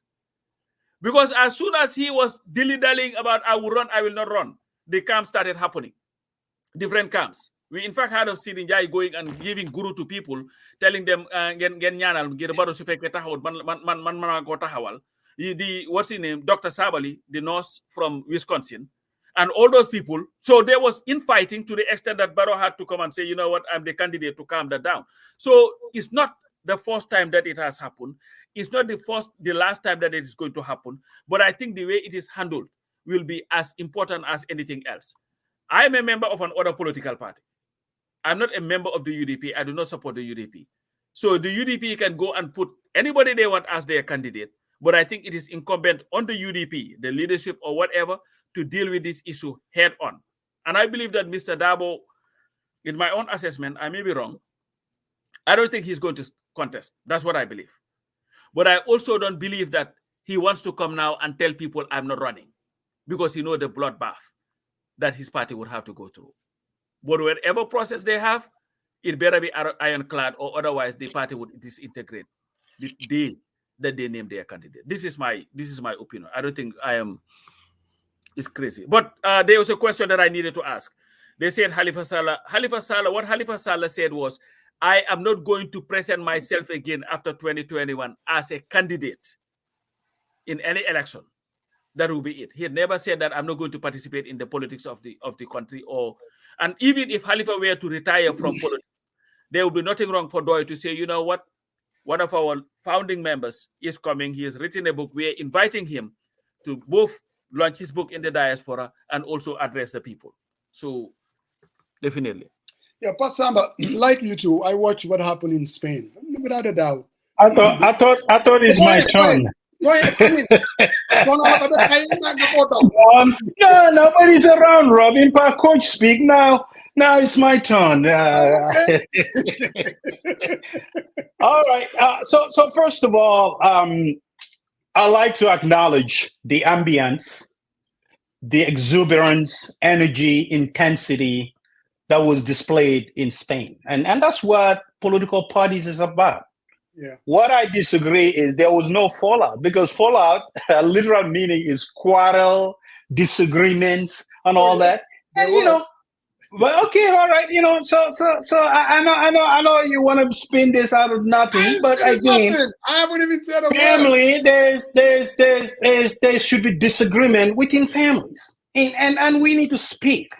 I mean, if we talk about democracy, we're talking about taking over a government. I think all these little wiggets needs to be checkmarked. People within the party should be able to speak their mind without being, without being cajoled, name calling, and being sidelined. I mean, that is the spirit of democracy. And with an open and transparent manner. What I tend to disagree is try to persuade someone to come on the other side. And I think that aligns with the conventional wisdom of mainstream, right? So if we look at this, and I think back in 2021, before the election, I wrote about this. I said, don't only rely on your core supporters. You want to attract folks to come and join your party. That's gonna get you to the top. We can all say this. I mean, the reason why the elections are not being won, it's because UDP was not able to get the majority. And you can say elections were stolen, but that's another part, small part. The bigger part is if you convince more people to your party with openness, with persuasion of policies,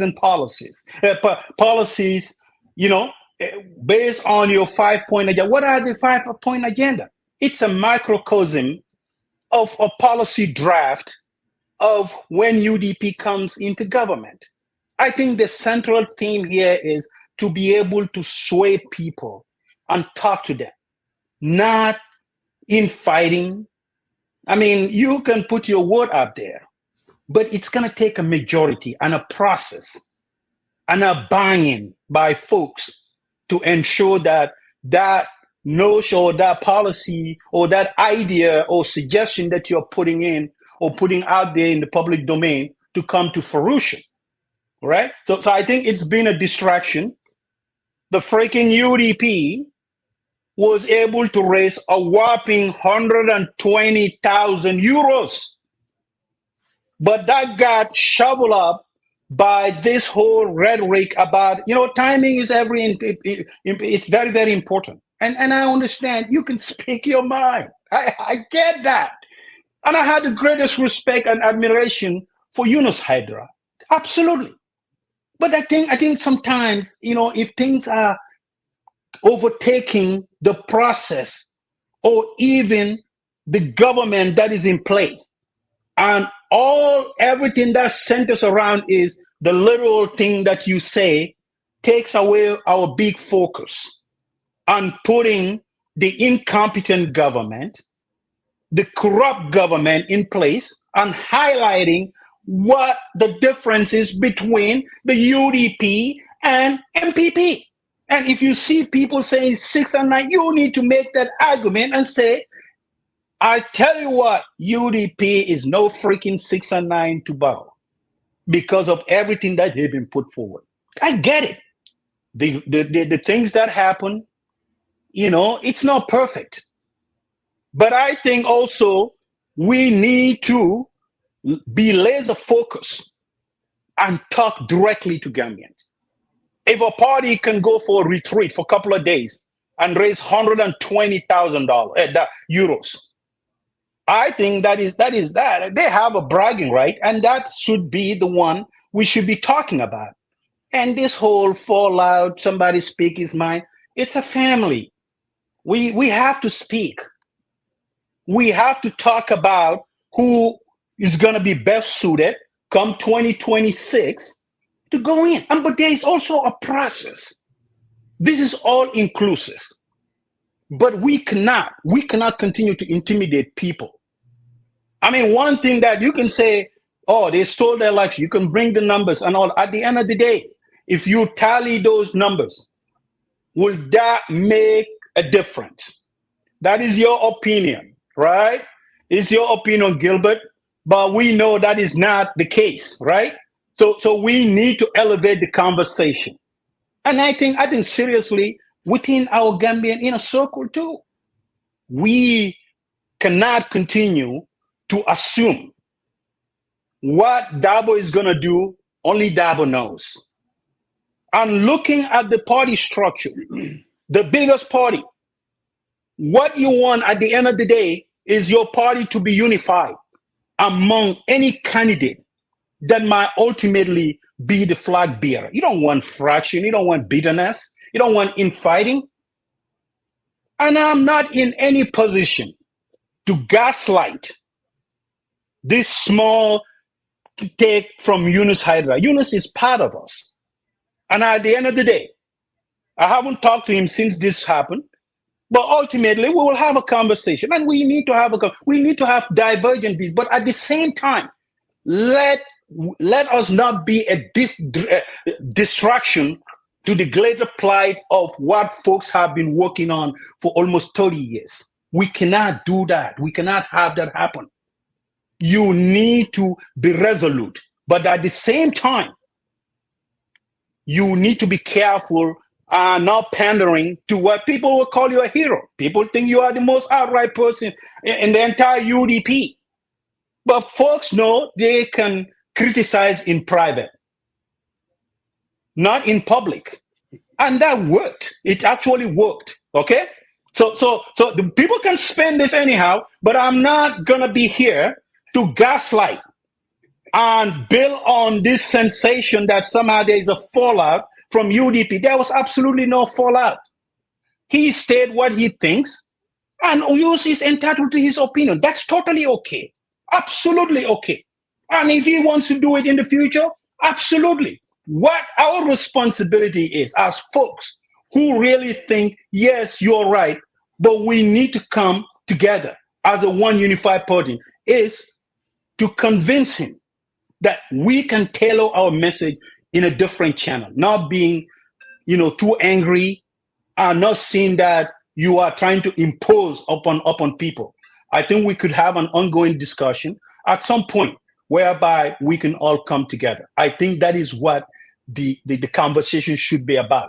And you know what? At the first end of August, UDP is online again. They're gonna have another fundraiser. But I think these questions needs to be answered, quite frankly, and we need to have a conversation.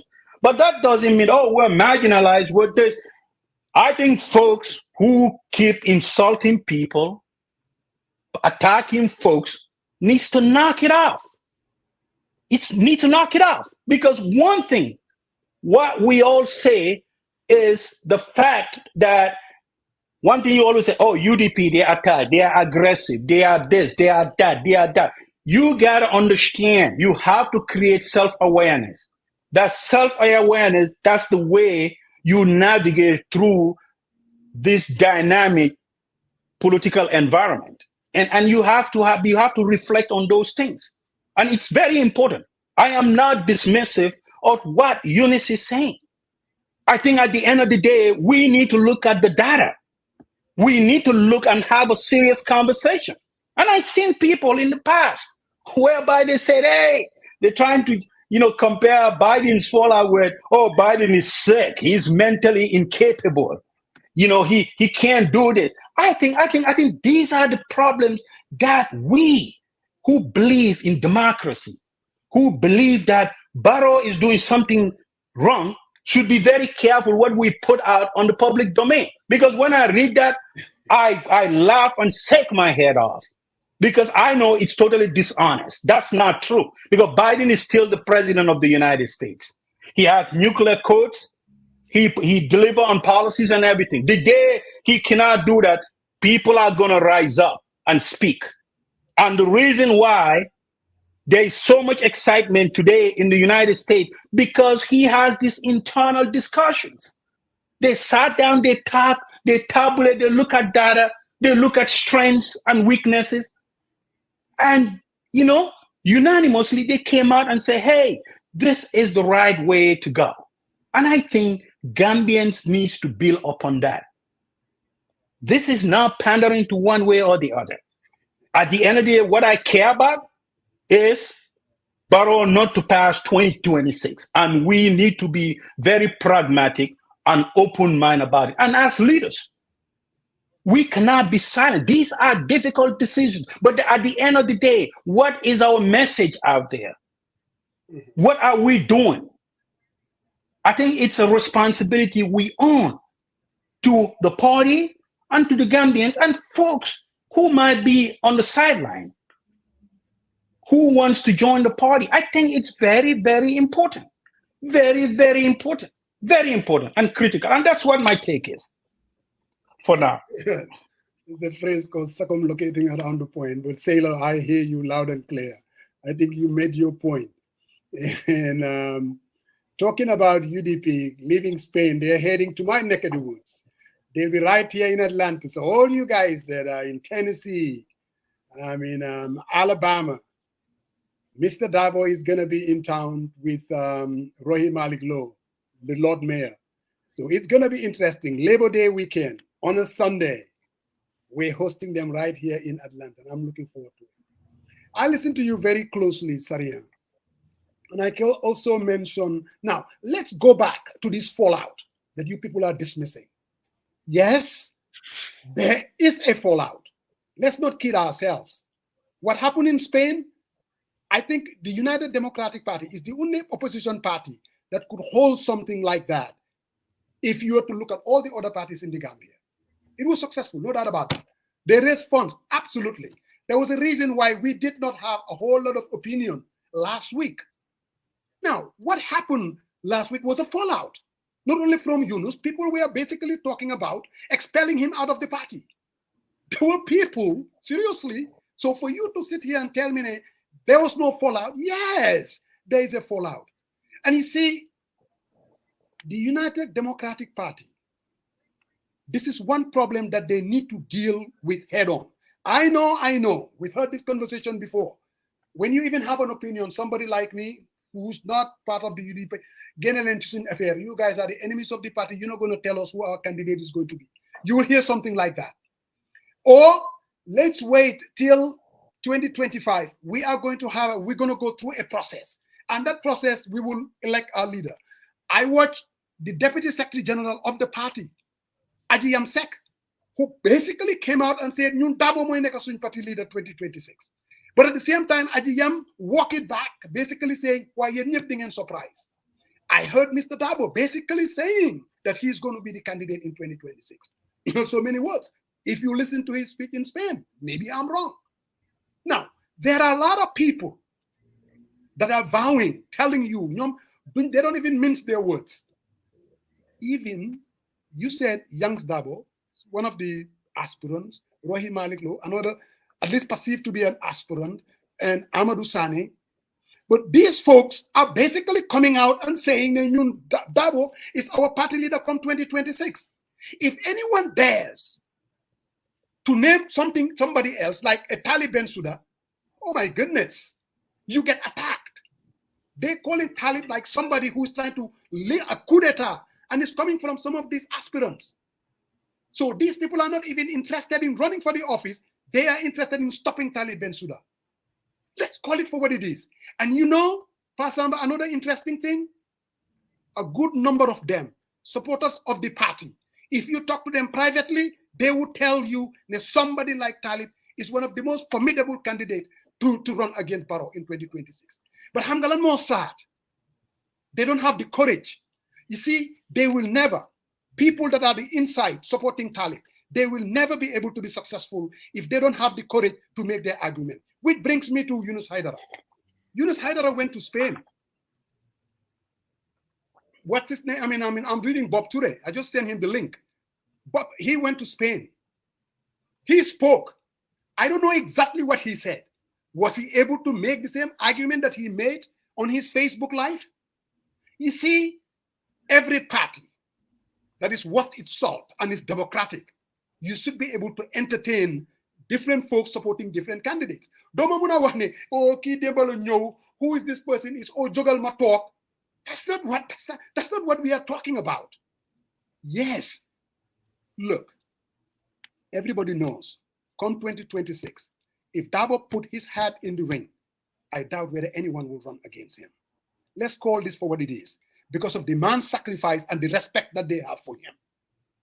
No one, I don't believe, will run against Dabo if Dabo puts his head in the ring. Possible. So the reality is, if the party is going to move forward, the majority of the people that believe that Dabo cannot win and they need a fresh face, they need to speak out internally. They need to.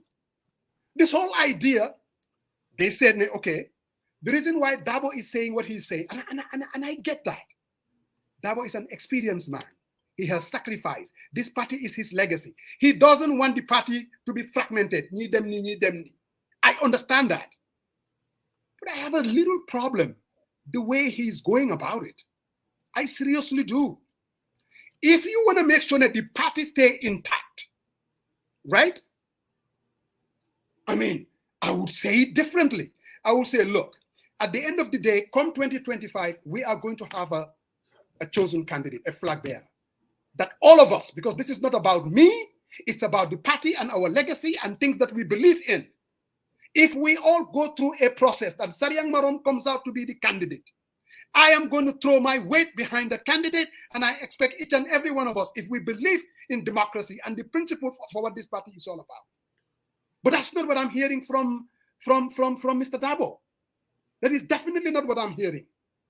And it gives people the impression that they would go after you. Look, you shut up. We're gonna, when we decide to choose our flag bearer, and then don't even worry about it, Dabo is going to be our candidate in 2026. But Dabo should stop them and say, no, wait a minute, we haven't gone through the process yet. I am the leader of the party, but we are going to have a process that I encourage every person, anyone who believes that they will be formidable to go through the process. But that's not what I'm hearing.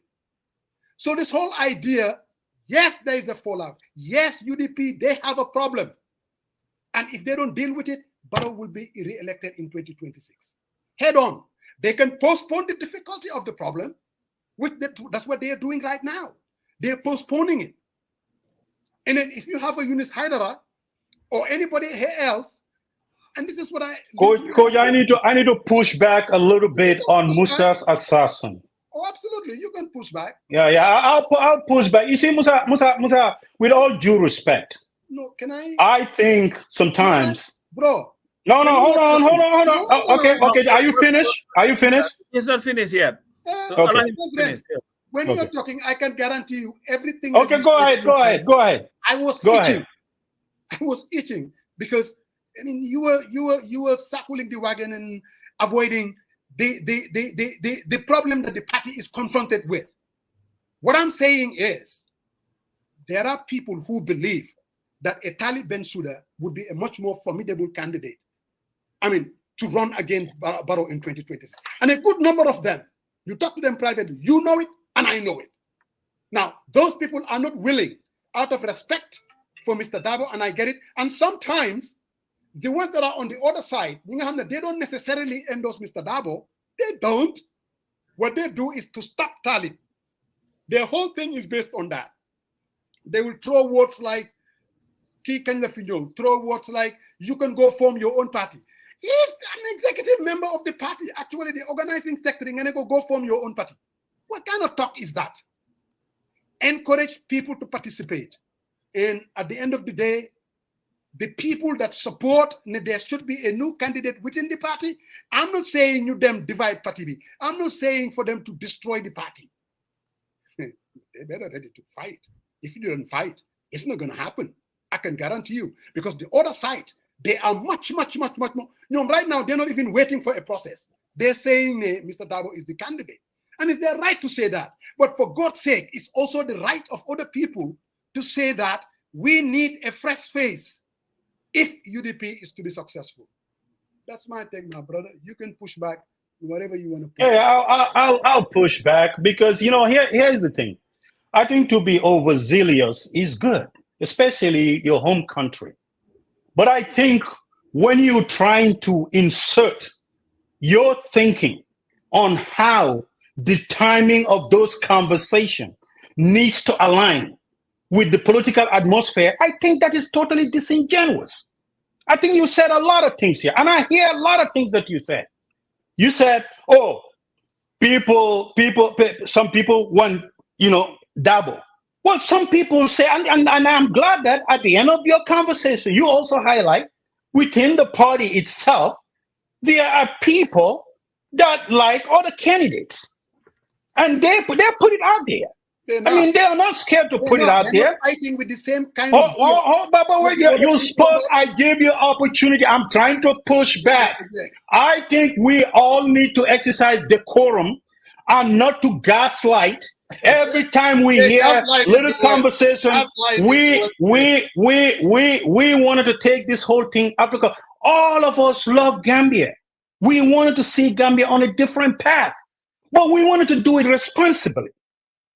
You don't want infighting. You were here before Biden dropped out. Every single Musa, I told you, do not be carried away the current political dilemma. You got to think about it and analyze deeply. Right now, I think if Dabo had to come in, what Musa again wants Dabo to say, I think it's going to bring more friction, and the risk outweigh the benefit. How? And let me land, please. No, let me land. Let me land. I'm on my analysis, and I'm on my analysis. I knew this was gonna come, and I'm very, very prepared for it today. All right. So basically, what I'm trying to tell you is, I am not against someone saying they want Talib. I'm not against someone wants to pick Roy Malik Law. I'm not against someone saying Yankuba Dabo. Can I say something? There is a possibility that Rohi might join us. I think she is listening. So I've sent her the link. Hopefully she will be able to join. So Musa, just for that. But continue. And that is, the fact is, I think the process needs to play out itself. At the end of the day, this is a party that is not a novice to the political landscape. And at the end of the day, what benefits Gambians and what benefit the political party will come to fruition. Whether Musa again sits on for the people, by the people, ponder, take swipe and saying, and somehow insinuating, Talib Bensouda, you love Talib Bensouda, but a lot of UDPians within UDP love Talib Bensouda. You've seen that they back him up. But to sit here. See, this is where. No, hold on a second. You said it. You said, oh, they're saying, oh, go find your one. How many people say that? This is not a majority. They are not in the majority. Look. Rohi's here. No, Musa, let me land. You have the opportunity. Hold on, Sarian. Somebody. No. You know, Coach, I have to push back. We are all Gambians. We need to call each other out on these things. Sarian, hold on. He's telling you, hold on. Roy, just joined us. So that's why. Okay, thank you. A little bit. Go ahead. Malaikum salam. Welcome to the people. Alaikum assalam. Wa bur Salum dugasi. Bur Salum. Yayi pa Samba Jaw. Wow, mana ko yayi pa Samba Jaw. Sister Musa Janga Sariang. Thank you, Burgambia, my boss. Welcome onto the platform. Thank you so much. Yalla dafa def nak tay ma am gan go xamne mo len doon deglu rek mané ci charax mani tamit bokalé. Waye dama déggal lo xamne Musa Jeng. Particularly Musa Jeng lay wax. Musa Jeng, you are very, very unfair. C'est sa analysis. Very, very unfair. Li ma dégg ngay wax ne bayi len di wax ne dafa am ñu bañ Talib Bensouda ken bañu ko tay ken bañu ko ele ken bañu ko garaw ele UDP ay bañante amu fa madé man Rohi Malik Lo dama bëgg kenn ci yeen ngeen gëna ma wax ma ben reason bo xamne motax nga ne li de reason bi la gis motax ma xalat ne Rohi dafa bañ Talib Bensouda so ma ko waxé dina mëna gëna hit wala 100 reasons yo xamne mën na la wax man tamit ne Talib daf ma bañ gisuma ben grosse bo xamne Yankuba Dabo amna ko against Talib Bensouda waaye nag kër bu nekk dafa am kilifa su fekkee ne Ousseynou Dabo ak lu mun a mel Pa Samba Jaw nañu waxante dëgg when matters Ousseynou Dabo mu fa woon Ousseynou mënut a nekk si parti bi depuis 1996 ba léegi ñu ne ko tey rek ñu ne ko Ousseynou goodbye demal UDP depuis 1996 process la dee am lu tax this time ngeen bugg mu nekk different lu tax by force because yow Pa Samba kii Moussa Dieng ku nekk xam na ne yaa ngi advocate pour Talib xëy na keneen tam mu ngi advocate pour Yankuba keneen mu ngi advocate pour keneen mu ngi advocate pour keneen yow nga ne by force UDP dañ war a Ousseynou na jóg tey Talib ñëw toog tey loolu du mun a am loolu Ousseynou sax amul barke boobu noonu te kay ma xamal la leena de xaw ma keneen de waaye man Rohey Malick loolu lay wax gis nga li ma dee wax rek mooy ne man xaw ma keneen de waaye man I am very independent man suma sago laa àndal ci lii because Ousseynou politicien la te am na conscience Ousseynou mu ngi ci ground bi yow nekkuloo ci ground bi Ousseynou su fekkee ne dina dox moom xam na ko su dee du dox moom xam na ko ñu ni tamit ñun ñi nga xam ne we are young politicien xam nañ li nga xam ne moo ñu war waaye duñ génna ñëw si plateforme yi Moussa Dieng because dañ bëgg lu neex Moussa Dieng ñu ñëw taxaw di castiger suñ parti nii duñ ko defal kenn gis nga dëgga rek la dafa am loo xam ne dafa yàggaa dox te Olof Njaay mu ne luy raam si ñag bi la jëm ñu ni tamit dofuñ de bindakat yi li ñoo binda ñu ngi koo gis waxkat yi li ñoo wax ñu ngi koo gis meeting kat yi li ñoo meeting ñu ngi koo gis dofuñ dina jàppuñu te li ngeen di def nii dimbalewu Talib si boppam ma wax la ko tey nga dégg ko because Talib amul mënut a fexe muus ak waane amul pexe boobu noonu ba mun a impose boppam by force United Democratic Party amul pexe boobu mënu ko mënut a fexe Moussa Dieng mënuloo fexe wax bañ ne Ousseynou Dabo daaxa nañ la oo génnee nañ la sa parti bi amut loolu mënut a nekk gis nga ay di wax naan Rohey dafa bañ Taliba Yankuba dafa bañ Talib hey at the end of the day Talib mooy kan Talib meyo la ko man di teg ci sax fa nekk capital yi meyo bi soo léegi lan moo nekka yow soo ma bëggee wax ne Talib is the winning candidate wax nga ko nga ne Talib is the only person koo gis koo xam ne moo mun a génne Adama Barrow man ma ñëwaat ci yow ma ne la wax ma ban yaat stick nga maison boo xam ne moom nga gis ne Talib kese moo mun a génne Adama Barrow man loolu question boobu laa la bëgg a laaj benn lu tax tudduloo Yankuba Dabo lu tax tudduloo ne Pa Samba Jaw lu tax tudduloo Sariyang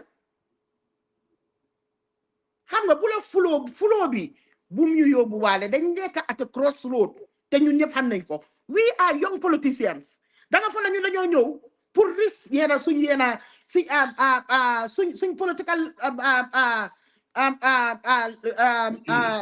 life si because of benn nit déedéet ñu ne tamit ñu ngi gis xamee nañ ñu ngi dégga ñu ngi am intelligence information xam nañ ñu ni tamit lan moo nekk on the ground Adama Barrow nekkut ne Pa Samba Jaw toog foofu rek lekk bi biiram bi fees léegi génne leen Adama Barrow teg leen kii moo faa génne Adama Barrow déedéet du noonu yow su fekkee ne da nga bëgg a UDP mu génne Ousseynou Dabo teg fa sa candidate bi nga wax Talib Bensouda ñëwal nekk UDP member nga ñu am voice nga wax waaye c'est disrespect understand nga soo waxee ñu ne la UDP Gambians yëpp ko moom dégg la de waaye ñu amee UDP carte nekk members ñoo fa ëpp voice kon dama foog ne it's very very important ñu bàyyi xel si yeena wax yiñ dee wax di pousse Talib foo xam ne soo leen ko fa tegee ci koona boobu moom du fa mun a génnee boppam doo leen ko fa mun a génnee parce que nit ñi tamit dañ struggle yow ñoo nekkoon si biir struggle bi man tey suñ doon wax ne dañ bugg a candidate pour kan mooy nekk président di Gambia man suma diggante ak yàlla suñ ma tegalee 5 nit dinaa la tudda Pa Samba Jaw tudda Karamba Touré xam nga lu tax because sof coono xam naa li ngeen mun ak fa ngeen nekkoon waaye sooy wax ne loolu matawut mooy la loolu matawut soo dafa mel ni ku foog a bunta bi rek ñu ne la kaay yooyay flag bi hey nañ waxante dëgg de ku soo gisee Sonko gestoo ne Jomaay kaay dafa fekk moo Jomaay dañ fa yàggoon a nekka dafa fekkoon na moo Jomaay dafa yàgga de soo li ngeen bëgg a yóbbu ak fi ngeen di drive is a disrespect to Alhaji Ousseynou Dabo even though I understand dégg naa leen bu baax xam naa ne ku am respect ngeen pour Ousseynou Dabo ku dee ak bàmmeelam because I was there when it matters pour Ousseynou génn si prison bi li ngeen si def yëpp xam naa ko yëg naa ko xam naa ko ba tey ba ëllëg dama ko dee wax Sari Yang fu mu toll ci parti bi man kenn gënuma koo xam yaaga naa fa de gis naa seen xeex seen ñàkk a tëdda seen ñàkk a nelaw waaye loolu doesn't give you authority ne you are not part of the party lu la neex ne da ngaa toog si sa plateforme nga ne waaw nit ñi dañ bañ taalib waaw nit ñi dañ def lii nit ñi dañ def lële hey fii kenn bañu fi taalib Bensouda kenn bañu fi taalib de waaye su dëgga jotee nit ñi dañoo ibi seen gémmiñ ñu wax dëgga am na yenn disrespect yoo xam ne kii nit la conscience la am waaye nit sa biir kër doo ko tasal sa boppa de Ousseynou Dabo moo leen gën a xam li moo def te su waxtu bi jotee pour Rohey Malick Lowe man ma wax man bi rest assured laa la wax man ne man dina ibi suma gémmiñ ji ma wax waaye loo xam ne 2026 la depuis 1996 maa ngi si biir parti bi gis naa parti bi naka la dee demee gis naa parti bi ban process la dee def so lan moo change ba léegi ne 2024 eggaguñ 2025 sax ñiiroo ñaaro gi ba pare Moussa Dieng yow da nga toog foofu yaa gën a xam luy politique yow yaa ma ko gën a xam yow si sa bopp yow Moussa Dieng duma la ko jàngal yaa ma ko gën a xam léegi kan moo leen wax ne every day ku nekk politique daf dee mën a change within 1 week lu bari daf dee mën a change si biir politique lu bari daf dee mën a change man lu ma bëgg rek ngeen wax ma mooy ne ban yardstick ngeen use soo leen ma mënee convince si loolu xëy na man suma boppa dinaa mën a dem ba suma pare ko wàccal taalib eeg parce que ñi nga xam ne ñoo xam ñoo mun ñoo kalifin ñoom use nañ a yardstick ba meeso ko pour xam ne taalib moo war a taxaw man loolu rek laa bëgg a xam parce que lu nekka dafa am data mënuloo ñëw rek wax lu la neex ne lii moo war a nekk rek ma ànda yow ci loolu te joxuloo ma data nañ ñu waxante dëgg man I don't think ne taalib is even happy pour nit ñi di ko dugal ci façon de situation bu mel nii man foguma ko di la ñaan nag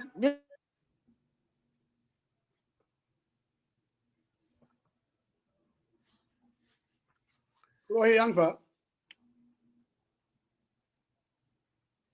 Yeah, it looks like maybe she will come back. Rohey dega tunyade. I just Pasama yang dega. Wow, dega. There are a lot of things that Rohey has said that I don't think that's what I said. There is no one that respects Ousseynou more than I. I would never Musuma make an utterance. Nena Ousseynou Gena. No joke. That's not what we're saying. Absolutely not. If you listen to Rohey very closely, an independent-minded person, Dinga Ham sum up in a very subtle way the subliminal messages that are coming out. Rohey, I think she's back. Rohey, you back?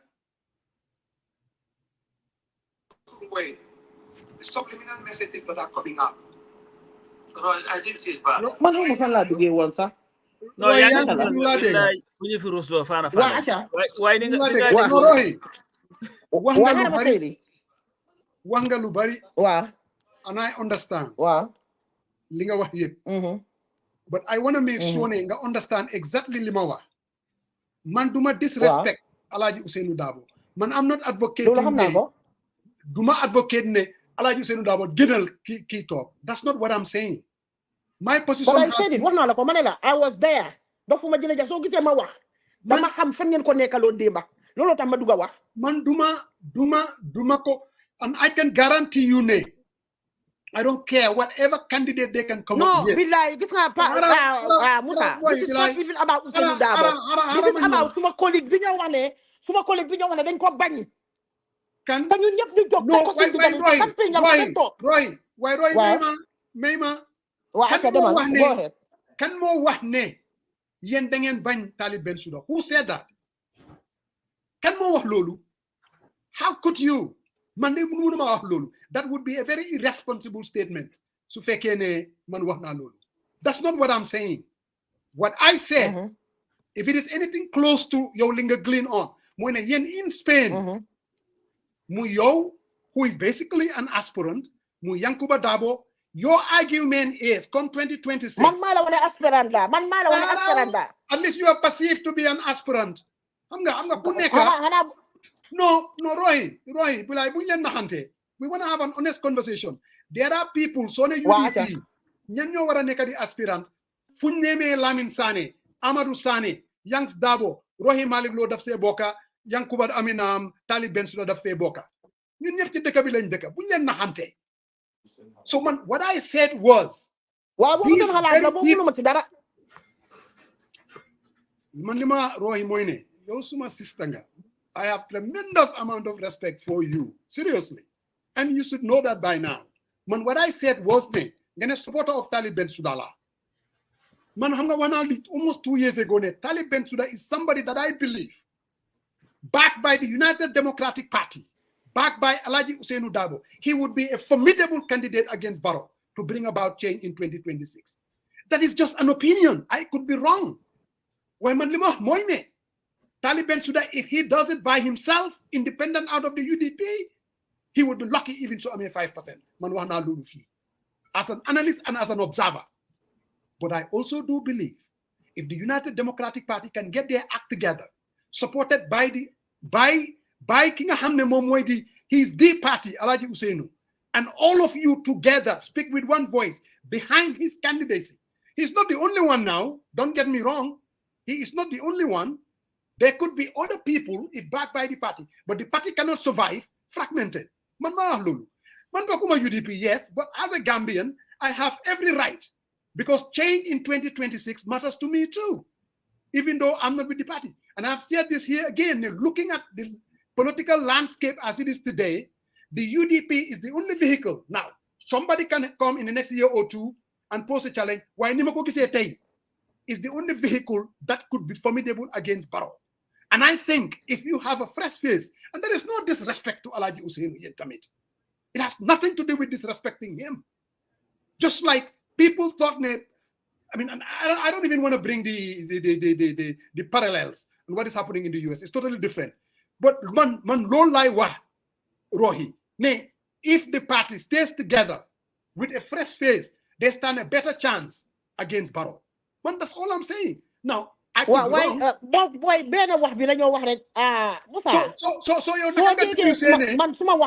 why would you say a statement like that is disrespecting Alhaji Ousainou? Why would you make that conclusion though?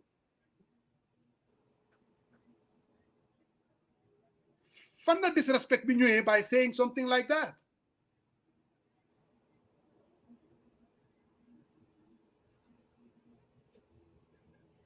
How many we've lost right here again? And Musa. Hello, Musa. Yes, ma'am. Mangla dega. Musa yang ma dega. Wow. Wa mane. So dege suma wax buma wax Spain. Yang ma dega. Wow, ñu la dega. So dege suma wax buma wax Spain mane. Makken du ko de wax ne ko jogal ma tok dang ko ne ko randul ma tok yow doomi olof nga Musa Pa Samba Jaw doomi olof pire la so kana ko tax mané la when the right time comes kana ko ne ko jogal ma tok mané makken du ko de wax ne ko jogal ma tok dang ko ne ko randul ma tok yow that phrase yow doomi olof nga xam nga lima wax Pa Samba Jaw Pa Samba xam na lima wax so motax mané la Ousainou politicien la yàgg na ci géew gi xam na waaye Ousainou du jóg mu tas mbooloo yam because of some forces su nekk ci biti ne ko da nga war a jóg Talib toog. xanaa loolu dafa who is telling him that? No, but yow li nga explain yow li nga wax nga ne li ma dégg nga wax. Waaw. Because yaa ngi doon dem on and off. Wow. Hello? Wow. Yeah, Gambia ak seen network bi. ñu ngi lay dégg de. ñu ngi lay dégg de. Allo, waaw ma ne li ma dégg ngay explain li ma dégg ngay wax. It's like trying to send a message si Ousainou Darboe ne ko yow da nga war a jóg nga abal Talib mu ñëw. xam nga jógal ma toog. Man suma understanding déedéet Musa. That would be very disrespectful. Kon dama bëgg a ase. That would be very disrespectful. Man wana la ne. There is no UDP aspirant or candidate that can win without Alhaji Ousainou. So why would I want to disrespect and tell him they could juggle key talk? I'm not saying no man that. agree uma sané agree uma né Alaaji Ousseynou rek mëna win man agree uma ci lolu de non waxul loolu de lu man ma wax waxuma loolu de mu ne loolu de kon kii ma ko dé mu ne anybody else ku UDP mën a taxawal waaw ku amul full support Ousseynou Dabo du win man loolu laa wax gis nga Moussa Dieng waxam bi daf dé dem dama dé déggal yéena duma ko déggal man loolu laa wax de an tey waaye Moussa Dieng xam nga yaa ngi wax comme Saalum di xajaan di ekkati mbagga yi duma ko dé mën a déggal bu baax te nag mooy buur Saalum waay ñu leen a expect Atlanta de dégg naa nag ne Atlanta fii la raay bi téenee dinañ ko tas tancar lang because fii ngeen a ñëw waaw man dama jóge foofu dem Chicago Moussa we are looking forward to it but naka Roy man naa la waatal si yàlla ne and I wasn't born yesterday I'm not interested in luy tas parti bi o luy jaxase parti bi I am not interested yow dama la invite nga ñëw xaare ba ma ñëw sa kër dañu war a waxtaan maa yow suma jabar ji sa plateforme boobu nga am sa plateforme bii nga am nii war nga faa mun a wax luy génnee Adama Barrow loolu la ñu war a ñun ñëpp non waaye yow luy génnee Adama Barrow yow fooguloo ne this is the voice of change ñun ñëpp what we agreed ne what is happening now is not sustainable and needs to be replaced now the question is we all have to be honest how do you replace it rox yow yaa ma gën a xam ne génne fa Adama Barrow is not a walk in the park buñ leen naxante anybody who tells you there is going to be when is the election December 30th there is going to be January 1st ñun ñëpp ñu eewu and results are going to be announced December 2nd xëy na December 7th waaw waaye Moussa man d'accord naa loolu waaye dafa am wax yoo xam ne du waxi penc bi xam nga Rohi dafa am wax yoo xam ne kenn du ko wax ci pencam Moussa Rohi xam nga benn I think ne benn mistake ngeen make waaw mooy wax loo xam ne du waxi penc ma ña bokk ca organisation ba comme ngeen waa UDP ñoom seen bopp ñoo ne lii dee du waxi penc duñ ko wax ci penc ma waaye ñi nga xam ne ñu ngi toog am seen nopp am seen làmmiñ nekk bokk ci dëkk bi te lu ñoo wax boo xam ne mun naa njëriñ penc bi mbaa mun naa yaaxa penc bi ñoom mun nañoo am seen opinion so man ba foog ne benn problème bi ngeen leen meeg mooy just because people are talking about this issue does not mean ne dañoo yaaxal parti bi because at the end of the day nit ki mun naa ñëw with any conclusion yow wax nga fu mu nekk nii li nga wax Serigne mun na koo déggee nee na man ma dégg ko nee na Moussa déggee ko nee na nettali rek dem mu nekk topic of conversation the UDP is not a small party in the Gambia. There is a reason la tax ngeen dem Spain raise for 120,000 euros. Why the whole issue mooy kan mooy jiite UDP 2016 gis nga su fekkoon ne beneen parti la for example GPDP ñoo demoon am a congress mun nañ fa raise nag $1 billion 1 billion kenn du wax ne kana war a nekk the next candidate ku mun a defeat kii nii loolu moo nekk di thing ba pare at the end of the day this issue was not a topic in 2021 it was not this issue was not a topic in 2006 or any other time the UDP had their candidate Mr. Dabo why there is a reason unfairly or unfairly nit ki su demee ba tollu si yenn at di nga gis ñu door di laajte ndax fu mu nekk nii dafa war a bàyyi ndax su bàyyee kan moo faa jël and this is the reason why there is this conversation within the UDP and outside of the UDP of course am na ñoo xam ne ñu ngi toog tey di ŋàññi ñu ko wax ci biti ñu ko waxtaane ñoom neen si biir and UDP li nga xam ne waruñ ko musa ñaanal seen boppa waaye dem ba nga xam ne nii seen wax kenn du ko wax ci biti there is a reason gis nga olof ñu ne ko xorom suñ ko tuddee si cin dafa ëpp mbaa mu manqué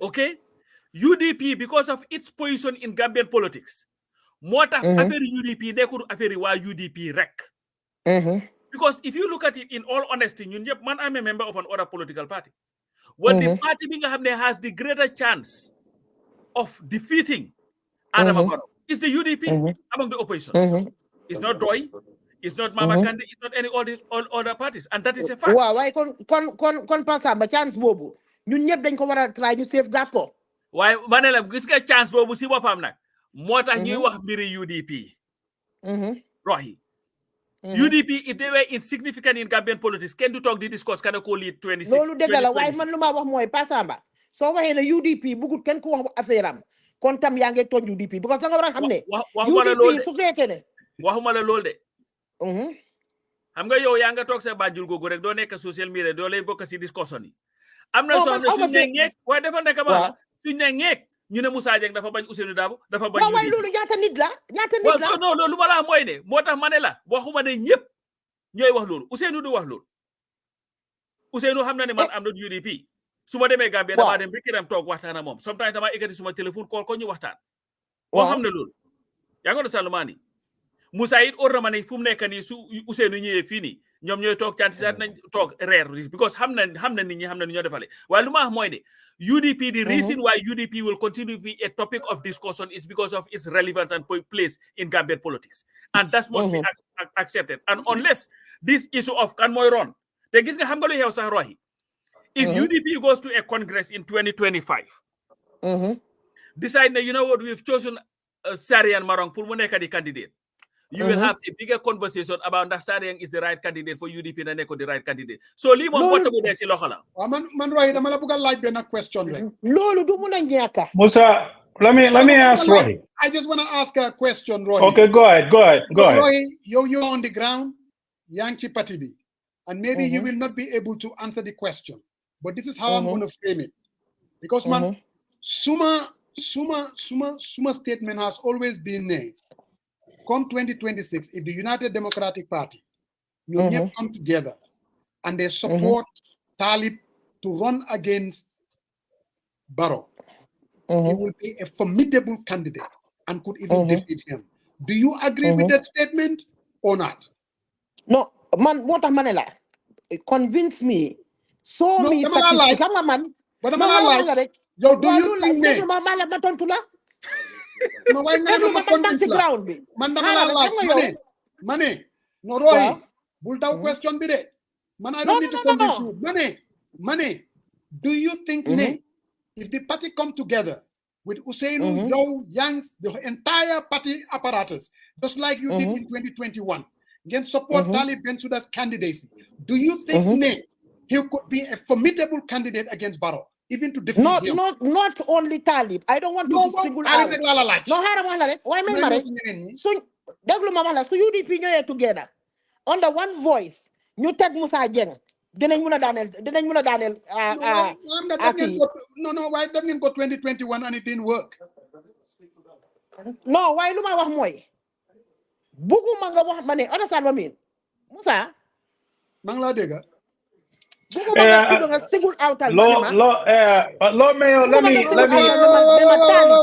know what you're doing, Sarian. Please. What do you mean I'm doing? What do you mean?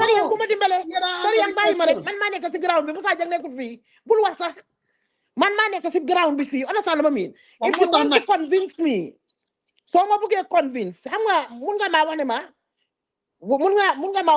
between Ousseynou Dabo, Uncle Halifa Sallah. Between Uncle Ousseynou, Adama Barrow, because those people were tested. Mota Manela, Wahma Luta, Langa field, one yardstick nga use. So are you saying that Talib is not tested? No, Mota Mananga convinced, but tell me. No, man, convince you. Yo, Yama, Talib is your colleague. Talib has been the mayor of KMC. Talib is he's the organizing secretary of the party. Yo, ya genama ham Talib, man Talib, how mokosa. I don't even know the guy outside of his. No, you have no Talib. You want to Talib is the so you depend Taiwan Talib. So gonna moving. Man lola gum. Lola wana you linga gum. Man lola wana la. Now yo, do you share that belief though, Rohi? Do you share? Okay, yo, legi man da mala like question bo xamne answer lo mako manela. Lan na tax nga gum lolu? Because I believe me you have to Digluma. Man wax na la ne. Di tax I'm a political observer. There was a reason why back in 2016, I always believed if the parties come together, yo degangama on Fatu Network, when people did not this is not 2016. They must don't how to do a win. No, lol mom degala. Musa, can I ask a question? No, Roy. Man wanako and I cannot apologize. Manela.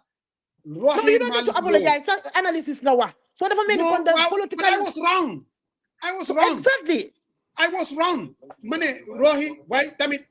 This time around, I always said with caution, if it been Wahene, most likely KMC UDP nañ win ak West Coast. Why Banjul Hamuñ? Manelen Bulen Gaude. Rohi is one of the most savviest politicians. I'm telling you, after that. So, but man, the question that I ask you, and yeah, that to me that reveals a lot. You either do not believe me, if the entire party rally behind Talib, he still cannot win. Yes? That's what you're saying? No, Musa. Naam. Musa, the answer is as simple as wax naa la ne, Yes. UDP ñu am benn voice ñun ñëpp ñu rally ci gannaaw Keena, be it Ousainou Darboe, be it Yankuba Darboe, be it Talib Bensouda, be it Musa Jeng, wallahi billahi dinañ mën a am dara. This is what I am saying. I disagree. Okay. Can I ask my question, Musa? Yes, man. Yes, sir. Soldier. Yeah, I don't know what you are insinuating I'm trying to do, but I'm not trying to do anything, all right? Roy, thank you very much for coming on the show. I'm going to tubabi dañ ne wone perception. My Roy, I have a question for you. Hey, put my talk for you. You need to pay me, oh.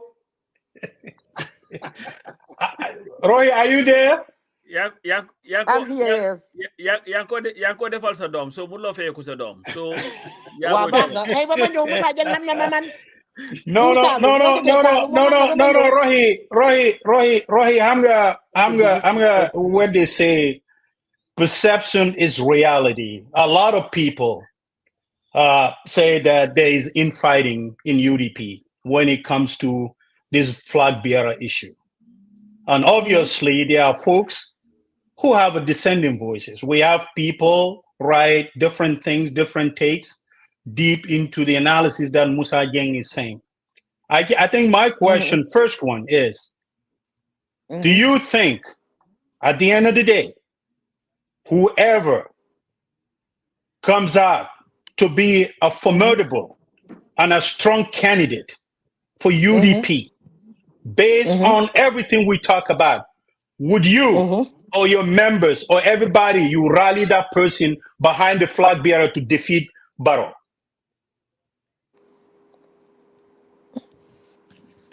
Sorry. Dafa mel ni maa ngi ko gis mu ngi wax ba léegi. Allo? No, now I'm here. Léena rek laa la bëgg a wax bés bu Ousainou Darboe taxawee mu ne man duma taxaw. Whoever Ousainou support mu back la, yaa ngi maa dégg? Waaw, maa ngi laa dégg. Gambian si a prepare pour ànd ak yow. Man dama la wax fen bi. Because fu mu nekk right now ñun ñoo nekk ci ground bi. Xam nañ lan moo fi xew. Desperation bi Gambian si desperate ñun xam nañ ko. Te Ousainou xam na lan moo xew si ground bi fii. So lu ma la bëgg a tontu si loolu rek mooy ne su Ousainou toogee mu ne taxawuma ku Ousainou àndal rek maa la ko wax ne yàlla nga man maa la wax fen bi. Political influence moom biir Gambia kenn ëppoo ko fi Ousainou Darboe. So yow lu tax nga wax loolu? No, I ask you the same question. No, because then the unity be dafa important. Why I want to ask my question. This is my question and I wanted to follow up. Give me opportunity to land. You don't stop speak my man to. So Roy, my follow-up question is, so fake Darboe said I'm not gonna, but also the internal conversation Darboe has been a flag bearer since 1996. And based on elections, he lost elections to Jammeh and also to Barrow. Lost nani.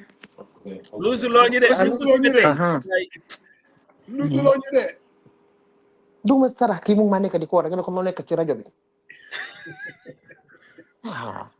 te ku dem mu ngi maa gis de allo yes Roy I'm here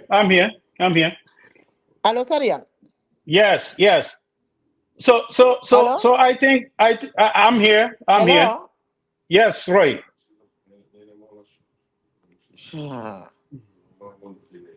huh? Hello? Yes, Roy. Wow. Sorry, I'm doing what I'm kuma dog. Okay. So I was saying, you know, and I think some.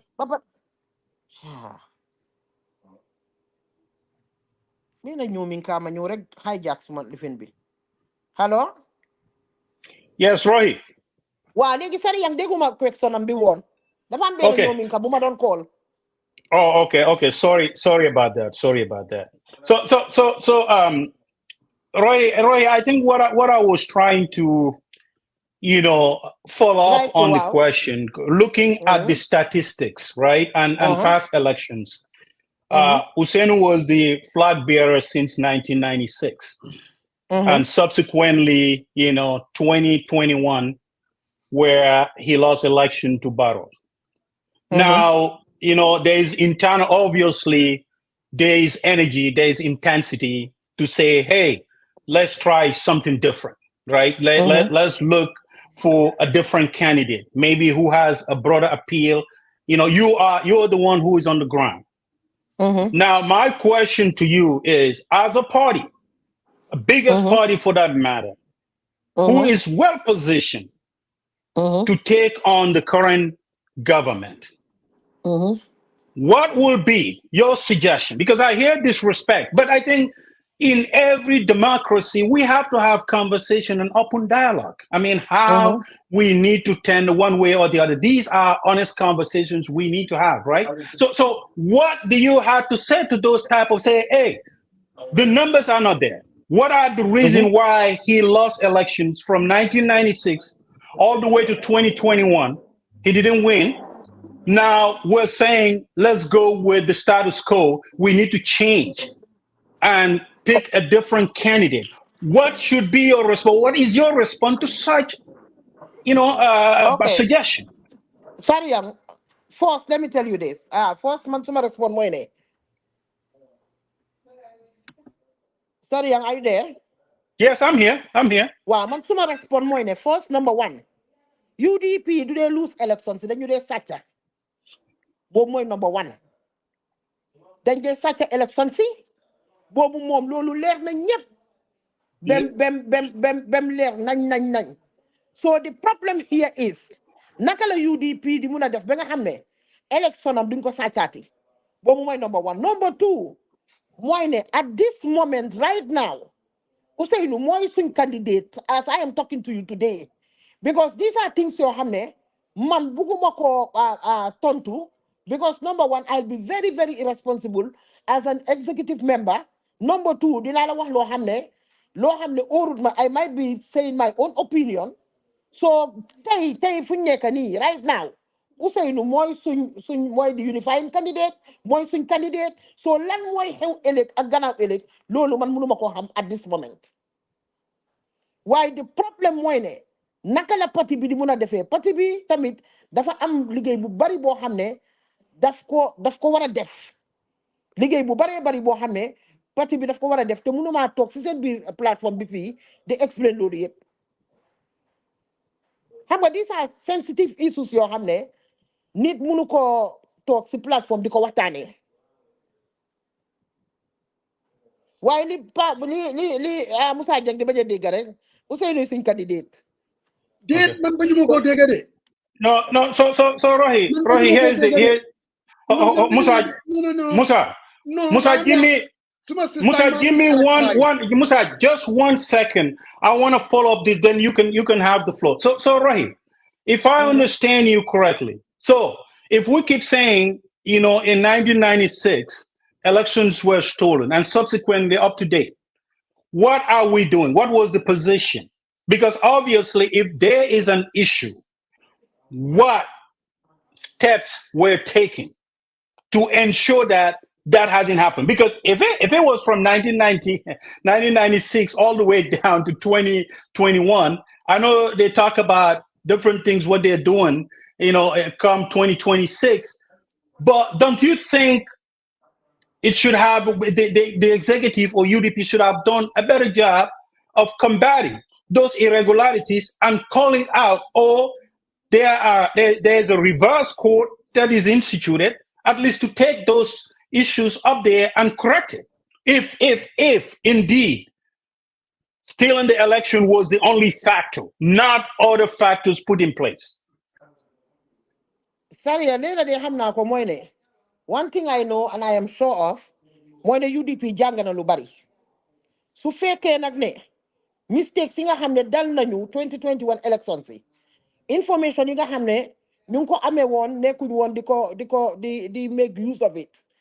Li nga xam ne gis nañ ne mooy woon problème yi 2021 election bi su fekkee ne mënuñoo utilize loolu si 2026 elections kon nga xam ne definitely parti bi du def justice si members ami waaye bi rest assured laa la wax ne UDP mu ngi am plan soo xam ne mu ngi ko put in place di ko def which I cannot reveal here.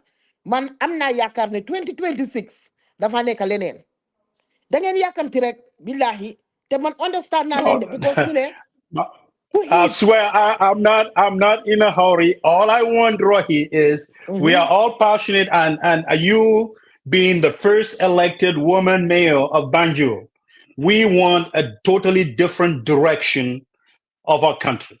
But also we are realists. We look at numbers, we talk about it.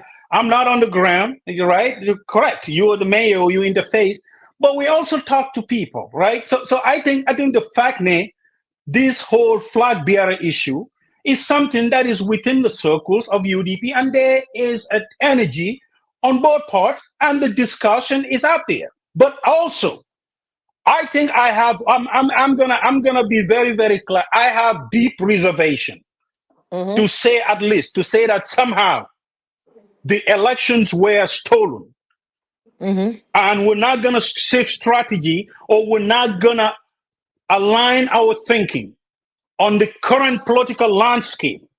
I don't think, you might be right, but I don't think that's a winning strategy. And I'm not in a hurry, but I wanted to make sure that that is something that I share today with you and everyone else or other viewers on this platform. Man, dama buga leral dara rek real quick, sister Roy. You guys are going to be Atlanta Fiji and you. Alaji Usainu is going to be here.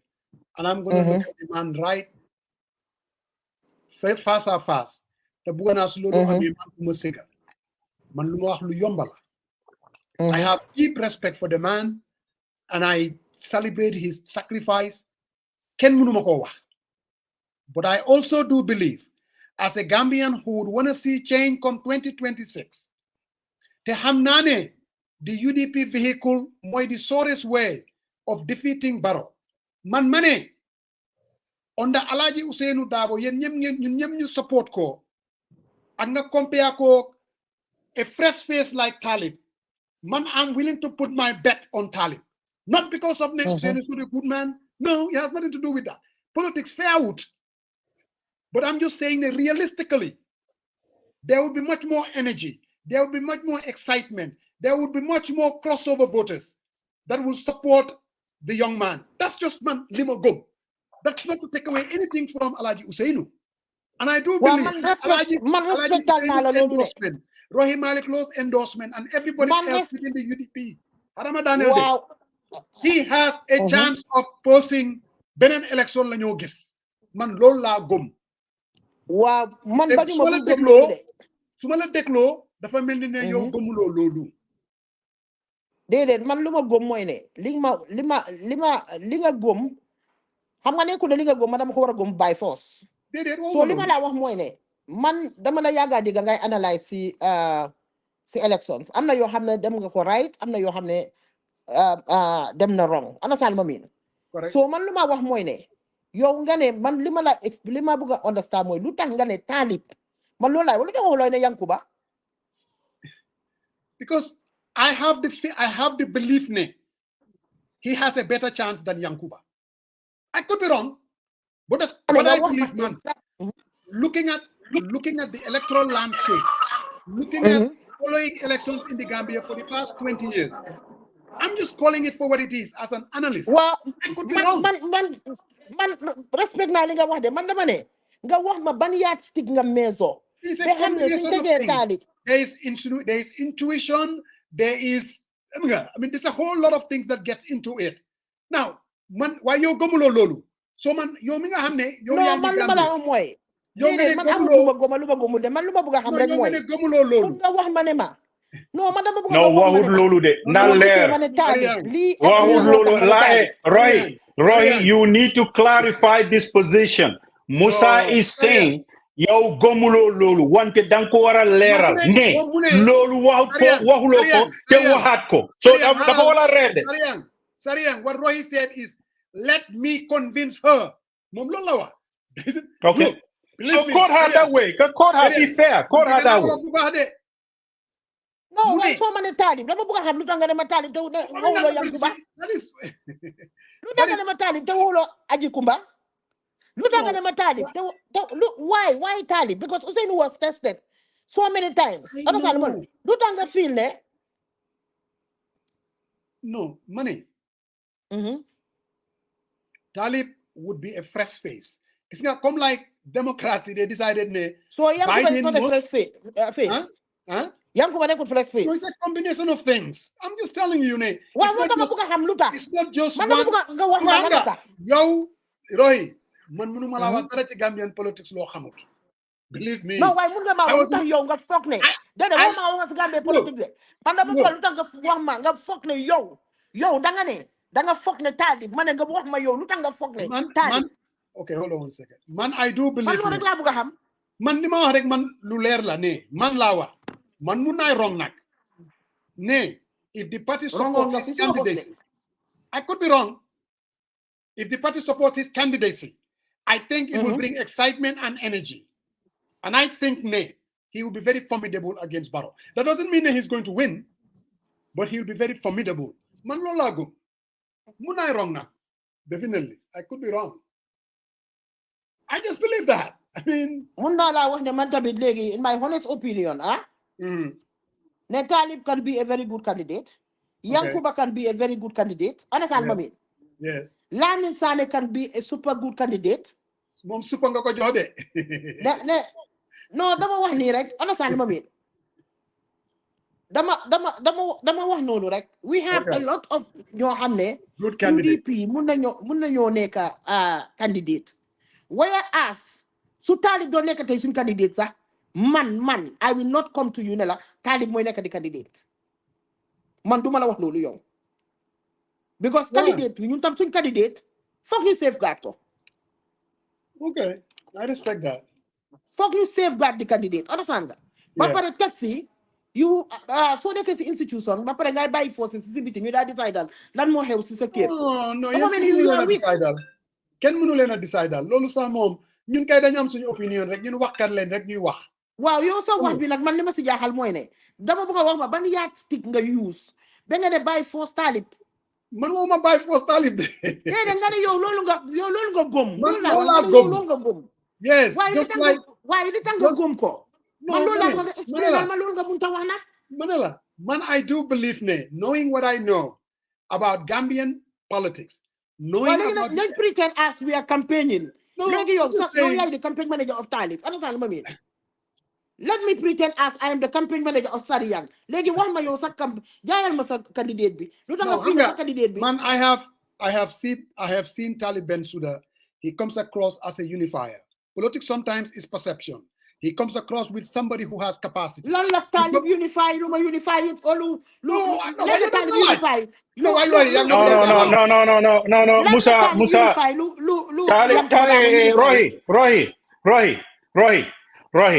Roy, I want to have a good conversation because I think I see that we're kind of weaving off, and that's not what we wanted to do. At the end of the day, at the end of the day, hold on a second. Hold on, I can interject. I think Hold on, Roy, Mama to direct. Man ko answer then mo. No. I think we're drifting into. I think we're drifting into personalities, and it should not be personality. I think it shouldn't drift to personalities. It shouldn't definitely be personalities. It should be about who, at the end of the day, when the process is done and the people rally, whoever comes out to be the strongest candidate against Barrow, that should be the person who should go against. Let's not try to nitpick and all that. Let's not do that, Musa. That's what I'm trying to get. You can have your private. All right, Mayor. See you in Atlanta when you get here. Man, you get Lolly. Hello Musa, naka ngeen def? Ñu ngi nii rek Lolly. Sorry de I saw sa message bi earlier on. maa ngi nuyu tamit seen suma sister Lolly nuyu naa la. maa ngi yow na tey nag roxilo yow tey dama bëggoon nga déglu suñ meyo Banjul bi waaye yaa ngi julli ji. Dafa tey yow nga ñëw fii di nangu tey sariyang di la sot yaa sa broda Salum bi. Déedéet Musa xam nga Musa daf maa jotee Salum la. Ma nangul ko moom man yàgg na ñëw tase si géewi waaye tey nag neexut tey meyo tey yow da nga ñëw yaa ngi doon déglu xam naa yaa ngi doon dégloo xol bi nga ñëwee di ansa da nga ansa xol ba pare am na yu bari yoo xam ne génn na te interne loo woon pour génnee ko ci man si suma gis-gis. déedéet comme lan. de xam nga not ne yow doo ko xalaat waaye yow after boo demee ba toog ba déglu am na yoo xam ne xam nga wax noonu la affaire bi noonu la dee demee. loolu li ma wax yëpp xam naa ko de. déglu ma fii tuuti may ma.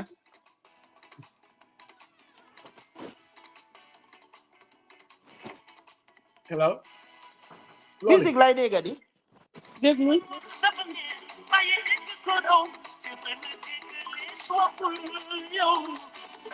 wax de kontaan naa ni nga ñëwee moom interject wax dëgg neex yàlla.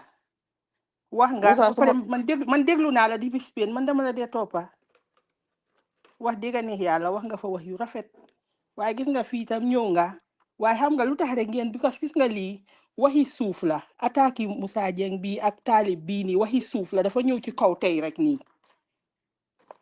ba pare gis nga soo nekkee si social media bi di doxantu ku nekk dang dee xam fi mu féetee dang du dugga ci waxi nit ñi rek waaye ku nekk man xam naa fi nga féetee ak li nga dox ak li nga mébét waaye yow moom wax dëgg gisuma la ci yaa ngi yow nekkoo social media.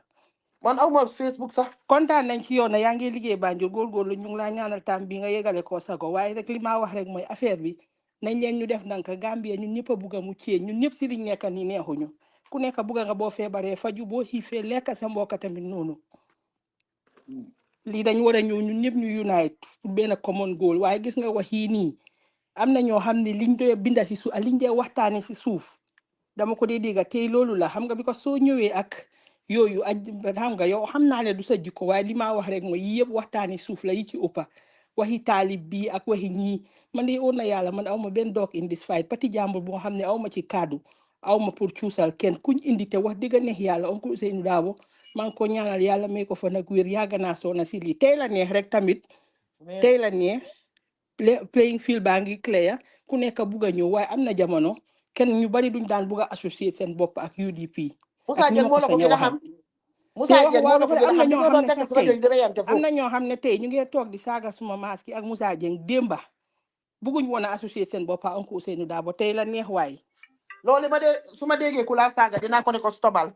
man toog naa si live nii toog naa si live man xam naa nit saaga Dadi Njaay man nit toog naa si live nit saaga Dadi Njaay dama binda ma ne ko yéen xanaa yéen xamu leen kii lu mu bokk ak oncle Ousseynou di ko saaga carrément waaye after ba boobu ñoom xamuñu woon ne oncle Ousseynou oncle am la after lañ ko xam man yu bari dama ko dee seetaan ni di xool waaye xam nga doo bëgg a ñëw di feeñ di wane naan diw xam nga politique bi moo war a egga si affaire yi saaga. waaw politique bi moo war a egga si affaire yi saaga. oncle Ousseynou Dabo tey la neex ñeneen ñu bari di bëgg a associer seen boppa moom wallaay waxati la neex maa la ko wax de. waaw waaye li ma wax rek yow ba tey am na yoo xam ne yu bari waxi suuf la nii mu ngi génn ñun analyse nit xel du njëriñ lu dul xalaat lii dox yëpp nit ñi xam nañ ko because yéen soo leen waxee ne nit ñi génnee seen gémmiñ tamit ñi ci biir tam nañ bàyyi seen xel liñ dee génnee parce que analyse dafa am ñu bari yàlla daf leen may xel dañ bari wut wax rek waaye luñ la ne noonu la rek gonga la car macha allah ñu ngee xool ñu ngee gis ñu ngee observe nag ku nekk bàyyi xel waxi biir néeg dafa am waxi biti am wax nag su ñëwee ba ci penca ba ku si dugal sa gémmiñ doo leen ko ci mun a aaye waaw.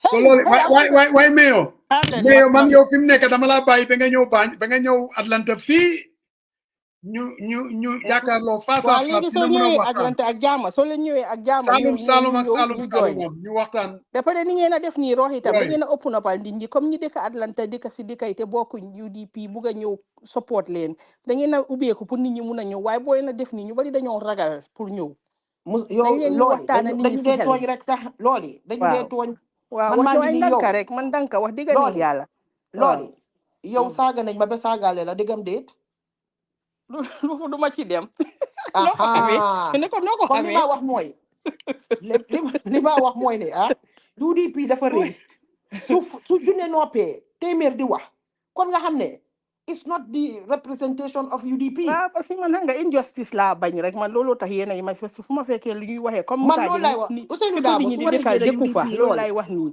loolu laa bëgg a xam dëkku fa depuis 1996 ku nekk ci parti lead parti bi xanaa kooku su waree dem sax dafa war a dem ak dignity nañ waxante dëgg rek nañ waxante dëgg te yàlla tax waaw muy dëgg ba pare ñun tam waa Gambie itam ñun xam nga dañoo jey ganaar ba ganaar gi di xëy di mbokke wax dëgg neex yàlla waaye parti bi yéen seen biir la loo leen def yéen a xam yoo leen waxtaan waaye ñun liñ bugg a mooy pour Gambie dem kanam te yéen tamit foog ngeen def things mu right pour Gambie mun a jëm kanam su fekkee ne li ñoo oote ñun ñëpp dëgg la ci ñun man daal maa ngi ñaan yàlla defal leen bennoo ak manko ak bii rest assured ne man maa la wax ne incha allah ñu am ko waaw bii rest assured ne UDP will do the right thing suñ ko defut ne guuta gi suñ ko defut ni guuta gi duñ ci génn te xam ngeen ne yéen ñun daanaka indirectly ñu ngi ci loxo APRC indirectly ku xam ne bugga nga sa réew nag nga xalaat loolu foofu laay waxee UDP li moo def xam nga ne UDP kenn du ko jàngal politique loolu yow yaa ma gën a xam loolu waaw loolu kay moom kenn waxatu ko UDP li ñoo def xam nañ ko bu baax a baax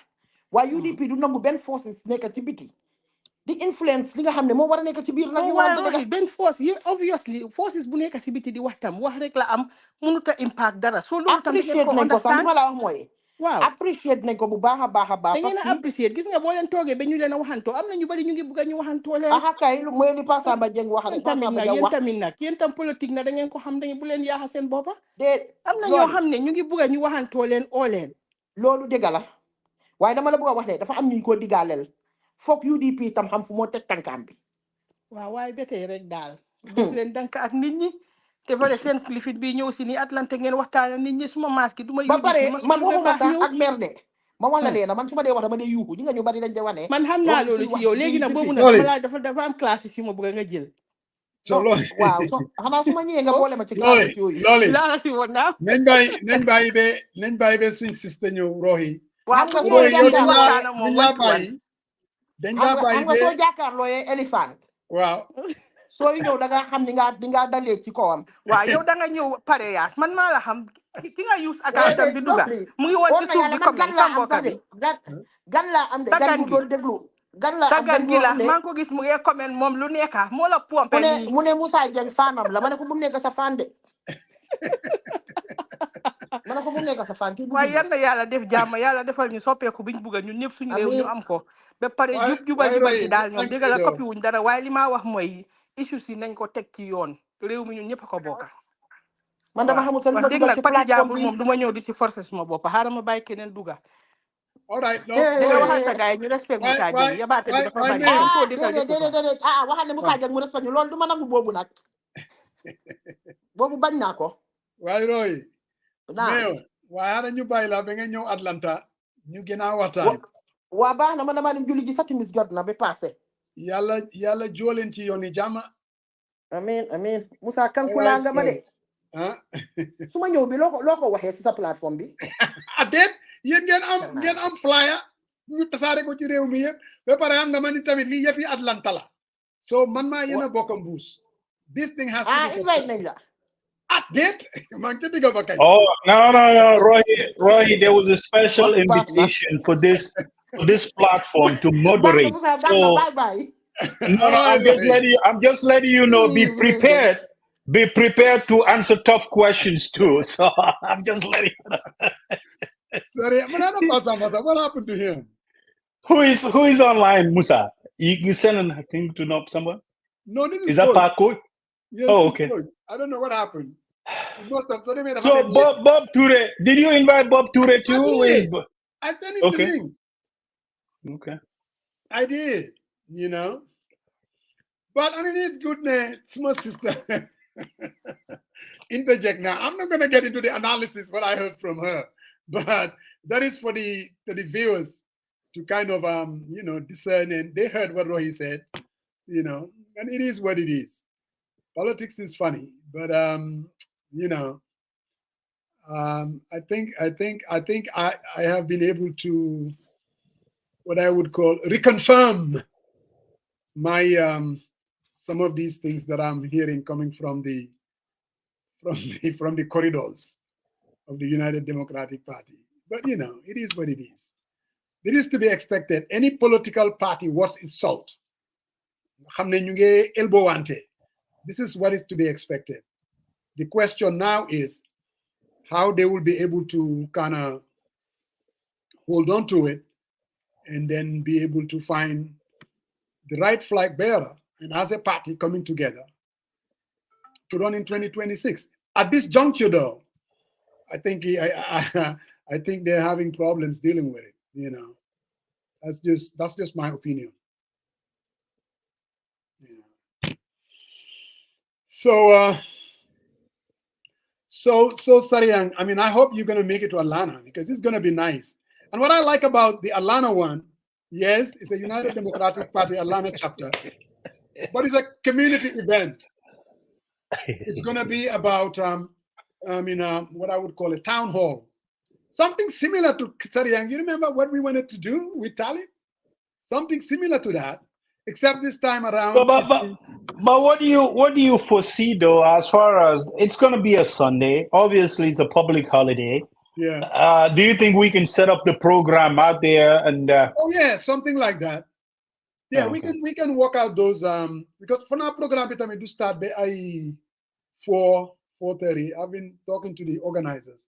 So usually program we come around 1:00. So maybe we can just just do a preliminary around 1, and then just take it from there. I think we should be able to do it. No, I think I'm planning on it. I'm planning on it. So yeah, we'll definitely. I'm definitely planning. I'm definitely planning on it. Yeah, but I saw your gymnastics and interject and. Yeah, like they say, putting the guardrails for Roy can't say or cannot say.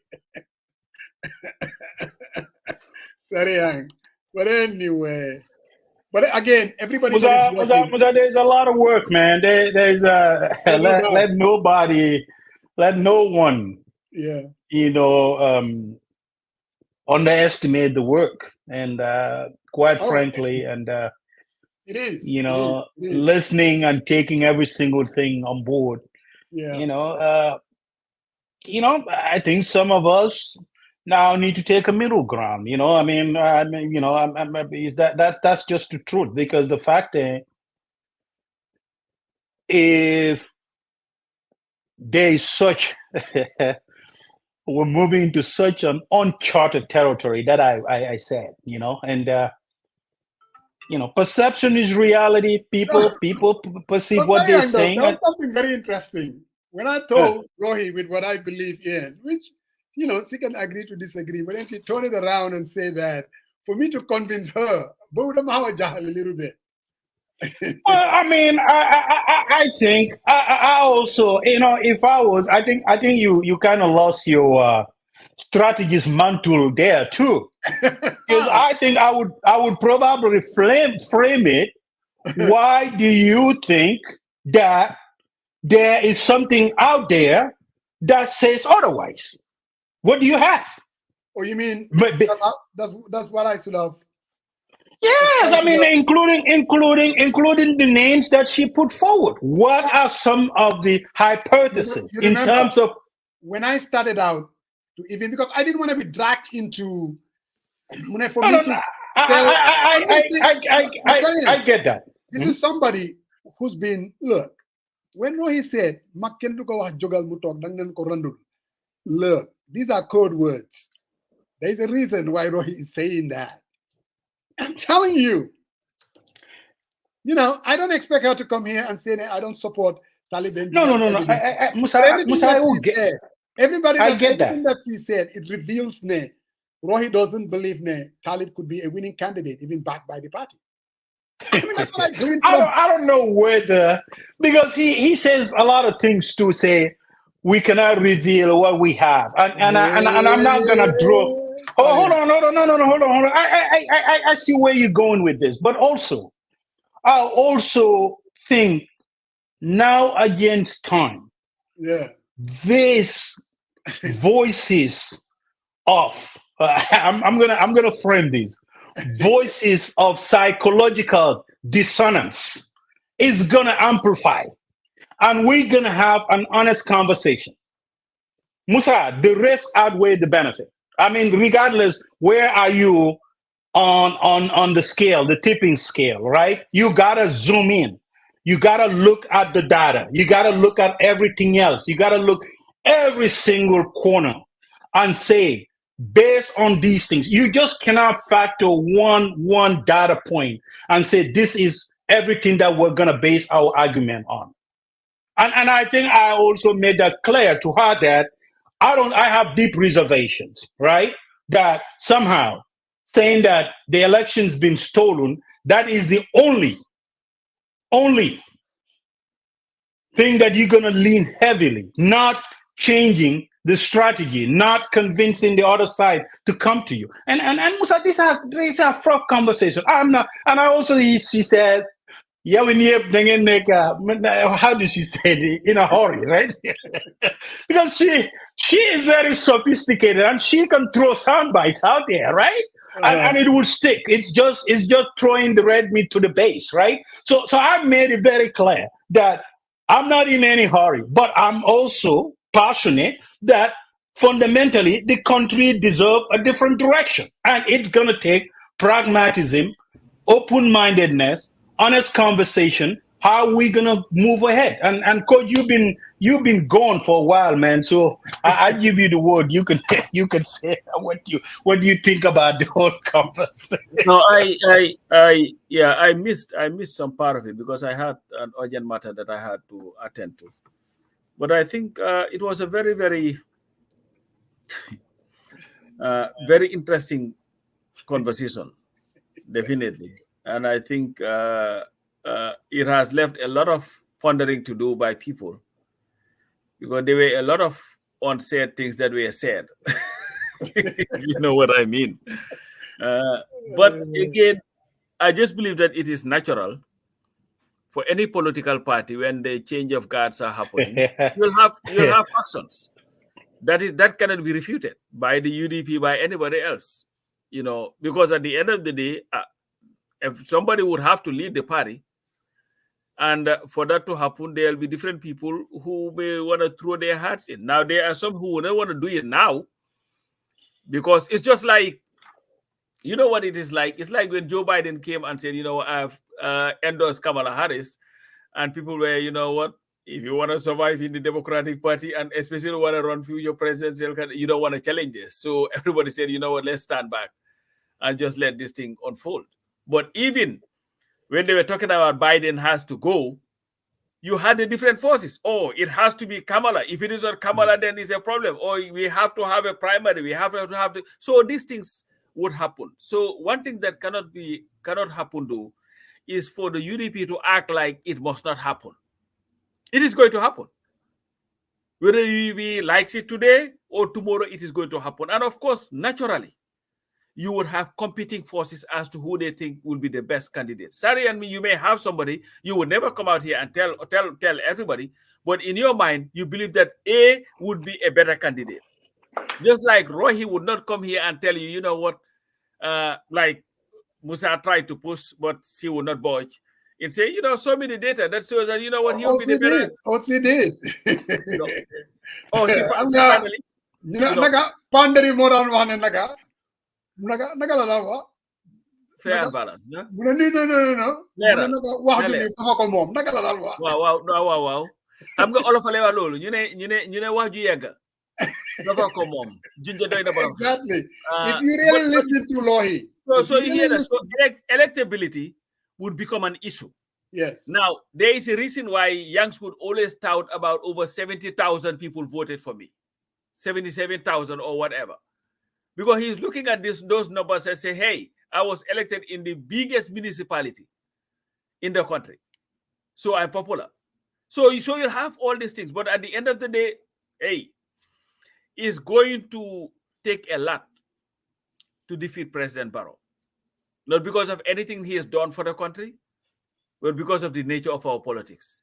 The incumbent, especially one without conscience, that would maybe just that's a money. subjective assessment from Pasamba. There are a lot of Gambians believe that the guy did a lot. You'll be surprised. That's what I'm saying. That's why I say, irrespective of what he did or did not do. Yeah. Jammeh was being elected every time he went to elections.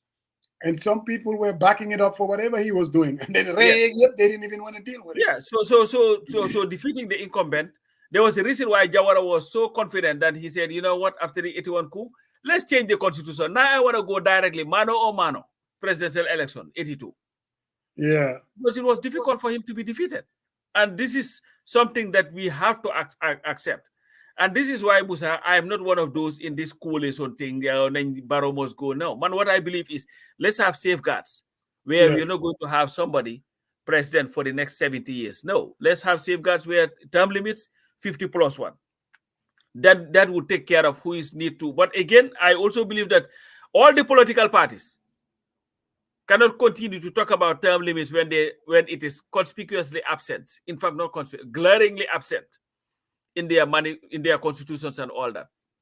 So that is something that we also have to look at, whether it is DOI, whether it's the UDP, whether it is like a GDPP or whatever, all these political parties, we must have term limits. You cannot be the president, the leader of an organization for 50 years, 30 years, 35 years. It doesn't make sense. This is my final statement on this issue. I think it is a party that is anchored in democracy. They have every right to talk about, this is my candidate. Yep. When you listen to Rohi, we all know where Rohi is leaning. All right? In Spain, Yankuba made a statement about the sacrifice that Mr. Dabo has done that earned him, that without a doubt, people would want to see him as president. We all know what all that means. What I'm saying is, the fact that people have rights to say Ousseynou should be the candidate. You also need to accept that there are people within the party that have every right to say, you know what, we need a fresh face if we want to give ourselves a chance of defeating Barrow.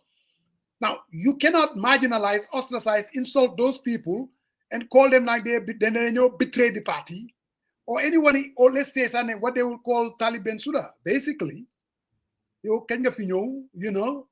have to, like my brother will say, fall in line. I'm like, what line? Somehow the guy has to fall in line. I thought they have a process. What they need to do is to promote that process. They say, you know what, guys? We have a process in place. We're going to follow the letter and the spirit of the process. When that happens, whoever is elected, the party will rally behind that individual. I personally believe that should be the message of Kinga Hamne Moy, the leader of the party itself. Because again, Ousseynou put his heart in the ring, nobody is going to run against him. I don't see that happening. I might be wrong, but I doubt it. Because of out of respect, and that he earned it. So the only way that they can have an open system where anyone can run for the flag bearership, if Mr. Dabo were to step aside and tell them, look, we are going a different direction, and allow the executive and the committee that is responsible for electing a flag bearer, we go through a process and we rally behind that candidate. Man, Lola, believe me, that's what it's supposed to be. If they want to call themselves a party that believes in democracy and that kind of thing. But that's my take. As an outsider who doesn't support the party, I have every right. Some people say, you remember Rohi even said that. Then we are not even helping Talib. I don't understand that. For somebody to say, I think that this person, how is that undermining him. I don't get that. Do you understand it, Pasamba? Somehow, I'm going to hear more. I'm going to like, it's an internal fight, but sometimes I don't even want to touch it. But again, how is it unfair or unhelpful for people to have an opinion as to who they think should be the candidate of a political party? That's just what it is. And I think, like you said, every political party should at least have this opportunity where people will say, you know what, one day I want this person to be the candidate, or I want that person to be the candidate. But when that happens, and we eventually choose somebody to be the candidate, everybody should rally around that person and support the person, because it should be a process. It's just like the convention, 2016 convention. Yeah. You know, people, we all had our preferences as to who we thought should be the candidate. But when Adama Barrow was chosen, virtually unknown, maybe the least qualified amongst all of them, everybody came around and said, you know what, this is our agenda, and we are going to support him 100%. And that's what happened. And everybody, with the exception of Ababa, who campaigned at a very, very later time, went out and campaigned with him around the country. And that's just what it is. So to me, it's neither here nor there. You cannot hurt or help Talib by openly saying that you would want Talib to be the leader of the UDP. The UDP is not owned by any single individual. It is an entity. Anybody who joins the UDP should have equal rights to vouch for the leadership. And it is up to the membership to determine who their leader is. But as long as it is something in a democratic process, because this is not a party that should anoint leaders. This is not an anointment.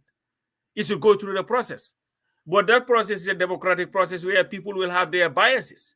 They will support one person for. There are people who are dead set on Youngs being the next candidate. There are people who want Lami Sane to be the candidate. There are people who want Rohi to be the candidate. There are people who want Mr. Dabo to be the candidate. Correct. And that is natural. So I think they're making too much out of this, and it's absolutely unnecessary. There's no line to fall in. You're part of the party, and there's nothing wrong with being part of a political party and aspiring to lead it. You should not be punished for that. You should not be seen as a hater. You should not be seen as undermining anybody. You are not. Because Mr. Dabo every year subjects himself to a process. He applies for the flag bearership of the UDP like everybody else, isn't it? Mm-hmm. Because Mr. Dabo believes that it's not he doesn't own the position.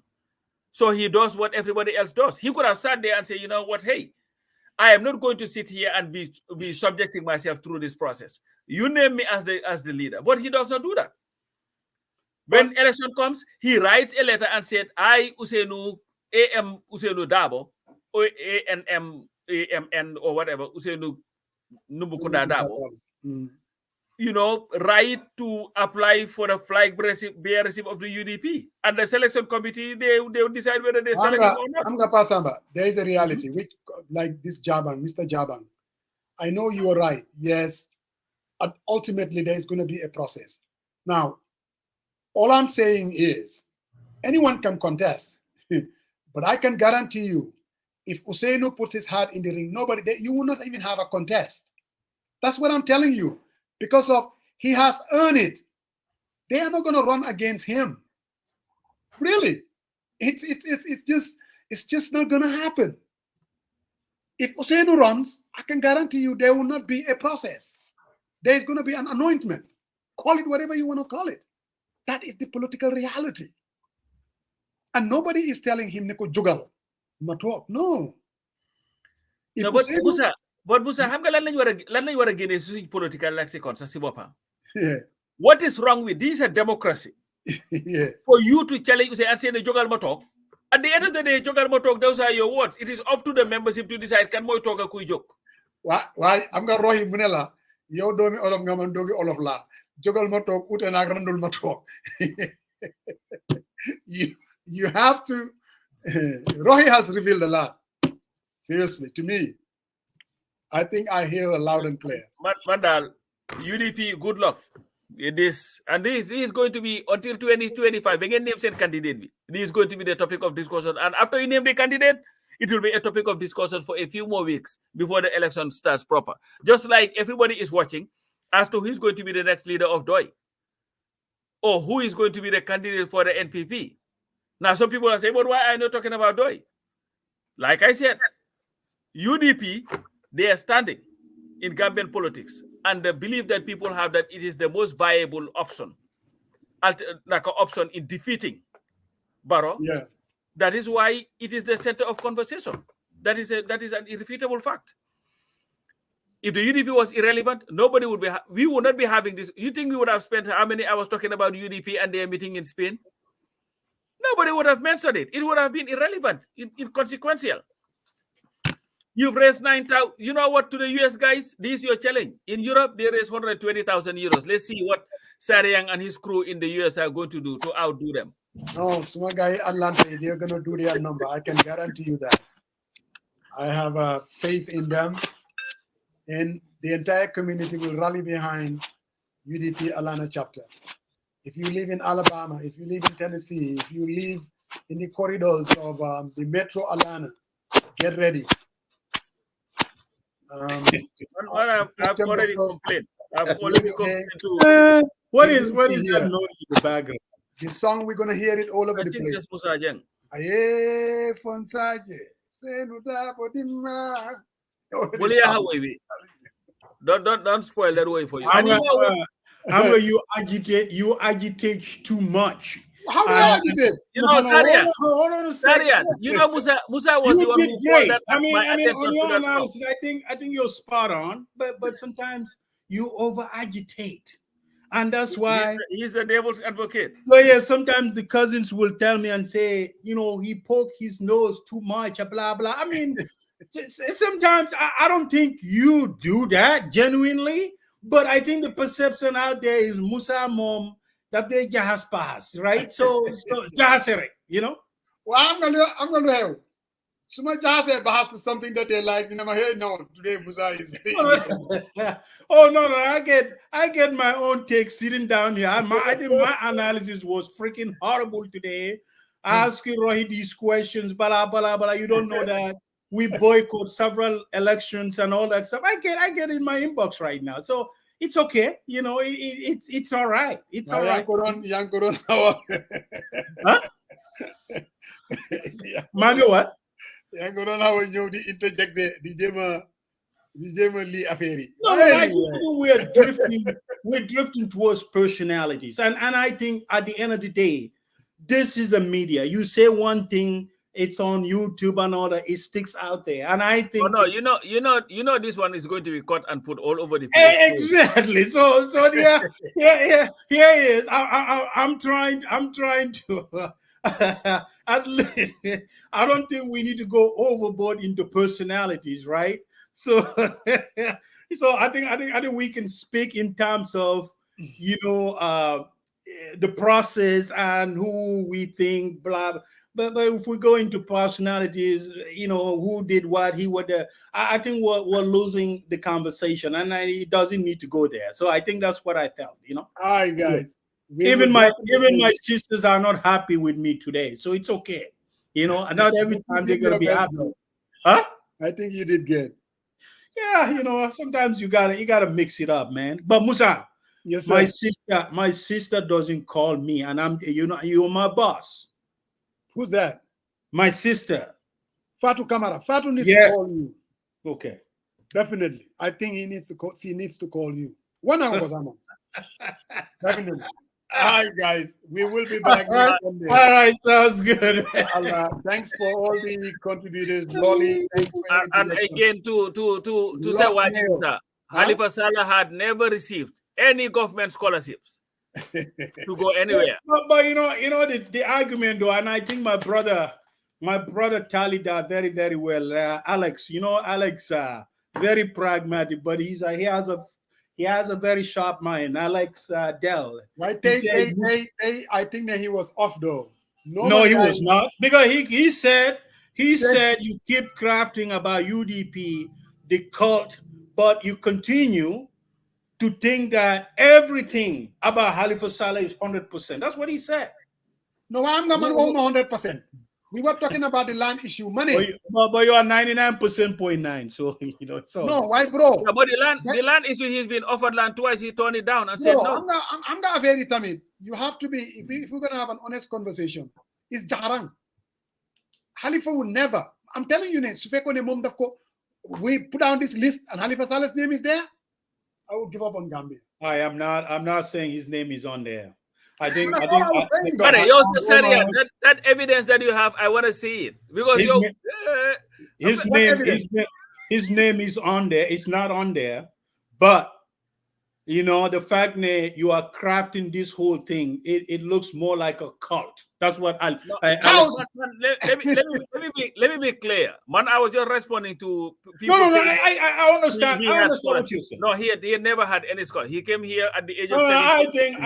I think Esa, especially Esa, can be just. I think he's all over the map. He's Musa's guy, Musaila. I think he's all over there defending every single thing, and I think sometimes you are come across. This conversation needs to happen. I mean, you got energy on both sides, and I think it's okay. It's okay. We can disagree, but it doesn't have to go to a level of hate. You see what I'm saying? It's not. But why should you hate anybody because they exactly? I mean, this is politics, right? The people. We seen Musa Jeng, Coach Tuklorsi, the Fadu Kamaras, and all. They sat on platforms fundraising for the coalition for like freaking up to midnight. Today, they don't even have access to these politicians because they kind of forged partnership with different people that were on the different side of the political spectrum. But that's what the reality of this world is. If you understand, you're not gonna fight. I mean, you just gotta stay, where they and become, reasonable. And I think this is whole thing. It's a love of Gambia. The most urgent conversation is it needs to go ahead. If we continue to say Barrow cannot run for third term, I think he should not. Within our own political party, we need to have a conversation. He cannot. I think it's fair. It's really, really fair. Yeah. Come on. Yeah. It's really You're taking our land from Fajara. At least give us 2 times and just leave. That's it. All right. Yeah. Today, Musa, I don't know. For the first hour, you were down on the scale, but at least in the middle, when Roy came, you up. But at the end, I think you handled very well, and that's it. They said you and I have 15-15. Number 70. Let me tell you. There was a guy who rated you and I, Musa, 15 and gave Sarian 70. So maybe just one man kuya am now for now. They already I enjoy these ratings, man, Musa. But hey, overall, I think it was great. And the chief strategist did what he can do. He created an ongoing conversation, a very passionate one for that matter. So kudos to you. And I think that was the strategy from the get-go. I knew it. I'm going to say dafa danka fananal. Yes, so he was eager to respond without even whatever you didn't even mention. He was ready to respond to that. But coach, I knew. And when you know how many times he went off, his video was off. That was when Sekou and Lucy were like, "Oh, I think you were right." But let me say you this: you forgot this point. So no, actually, I knew the guy was on. And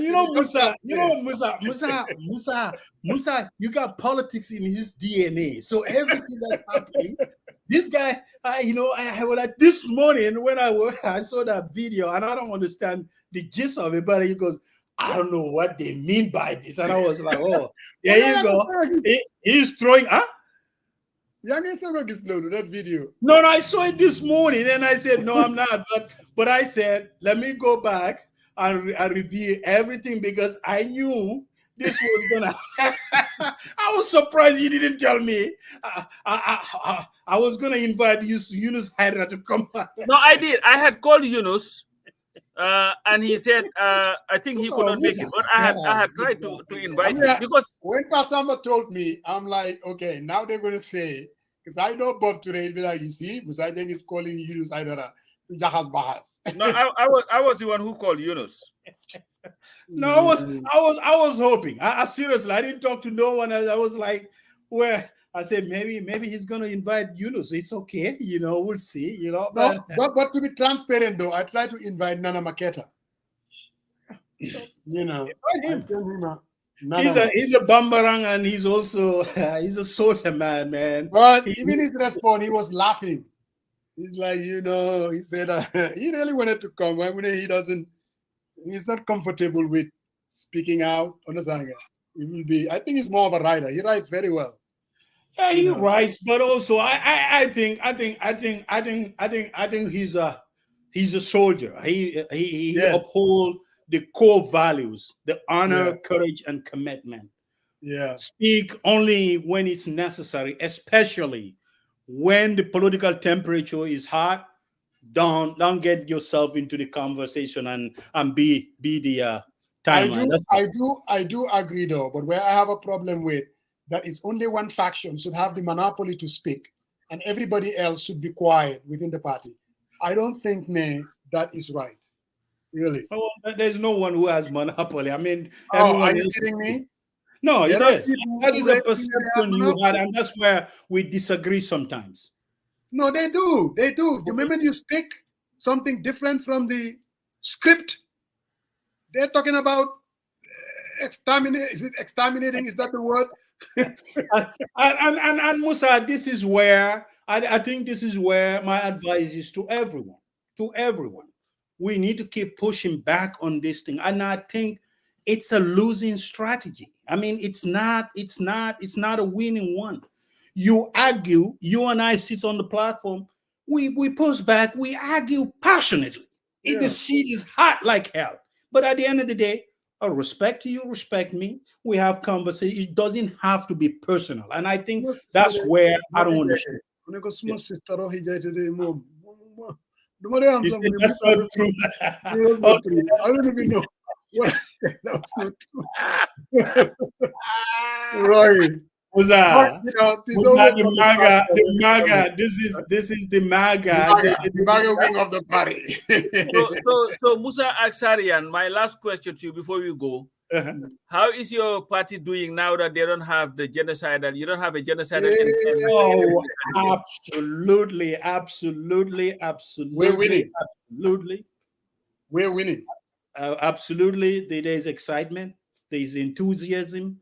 And anyone, for that matter. You're stealing my words now. Remember I told you.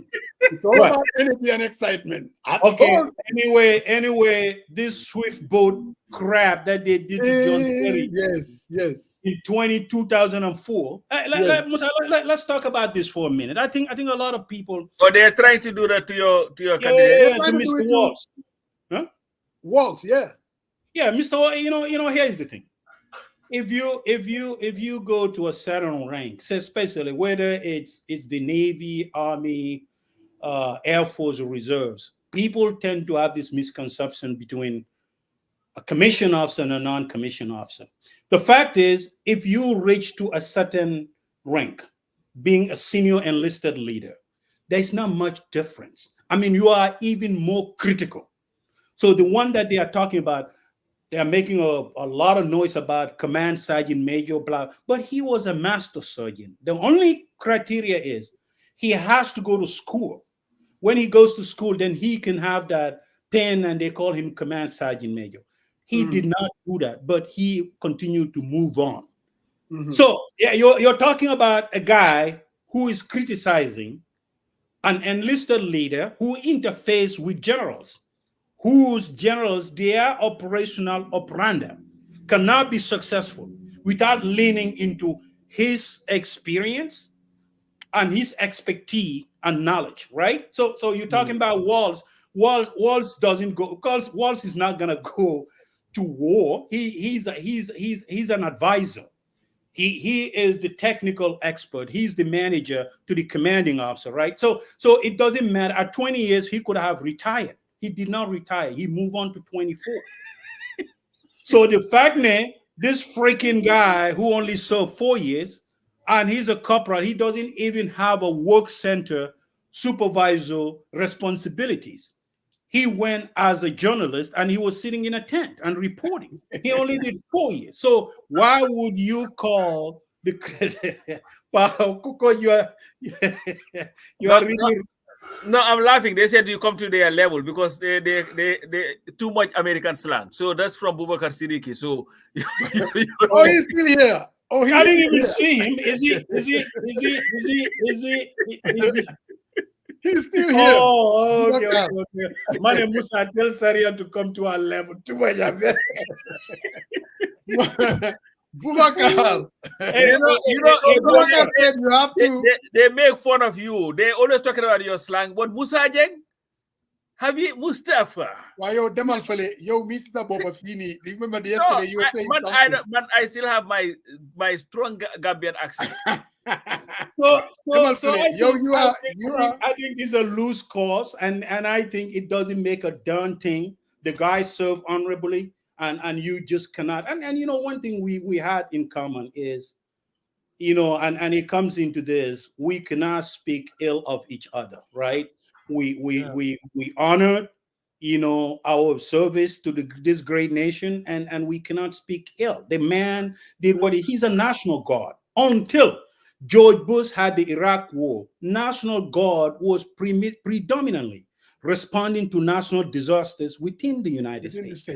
Yeah, but when the Iraq War, the up-tempo and manpower put a lot of strain on the Army, the Marines, and everyone was deploying. All of us, we were individual augmentees and all that stuff. So I think we need to set this record straight and not to get, you know, too confused. I mean, there are veterans association. We came in and defend walls. I mean, this is a he's a level guy. When I think Walls is the most lovable person ever. No, he is. Yeah. I mean, you think about it. He was joking out with him and says, "I want to debate this guy, but only if I can get him out of that couch." You know,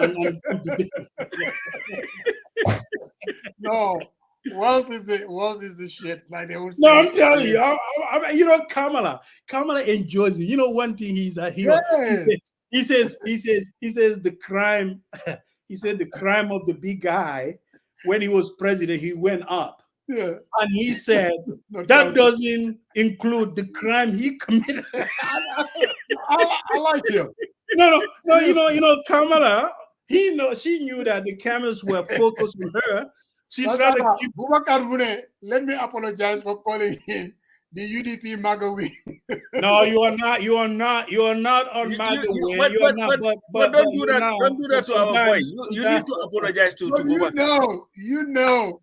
Sariang, now you tell me, don't you think that he's one of the militant group? Do you read what this guy? But I'm not gonna. Let me tell you what this issue here is. Musa is jealous. No. Musa sat here and called himself a political strategist. Bubakar went on the ground, ran a campaign in the biggest municipality with the whole government machinery backing the candidate, and Bubakar was able to defeat CDCC, Adama Barrow, and all the NPP machinery. So you know what he said? That's Musa's thing. Bubakar Mune, you guys pray that Usainu is still here. If Usainu were to step aside, you guys will be dealing with the real. You wouldn't want to be dealing with.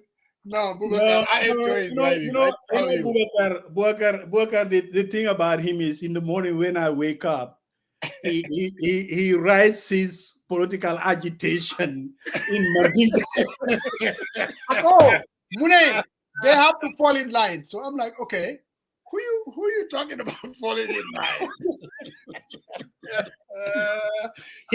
He craft his message, and in the morning I will just laugh, and I was like, man, I'm telling you, this guy is not freaking serious, man. You know. But you know, one thing about it, well, you will not see Bubakar insult anyone. He will go in there, and it's automated. He will just send his rapid fire, rapid response. He's the real deal there. He is. You know, and ran a campaign. A lot of people. No. I wouldn't call him a real deal. I don't think the way he approaches issues, I don't think that helps the UDP come 2026. Let me ask you a question. Have you But have you that's ever not- have you ever run a campaign? No, no, he hasn't. All right. He no, went. but I gave him. I seriously, I said it. He went and ran the most complicated campaign Pop Samba. and won it. All I'm saying is when you follow his writing, Give him credit where he's due. which Musa. I did.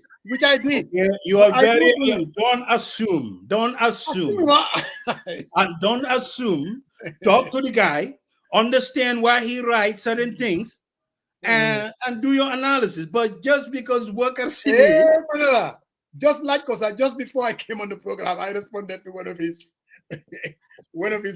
he has a tendency to throw those things and look, I know him and his politics though.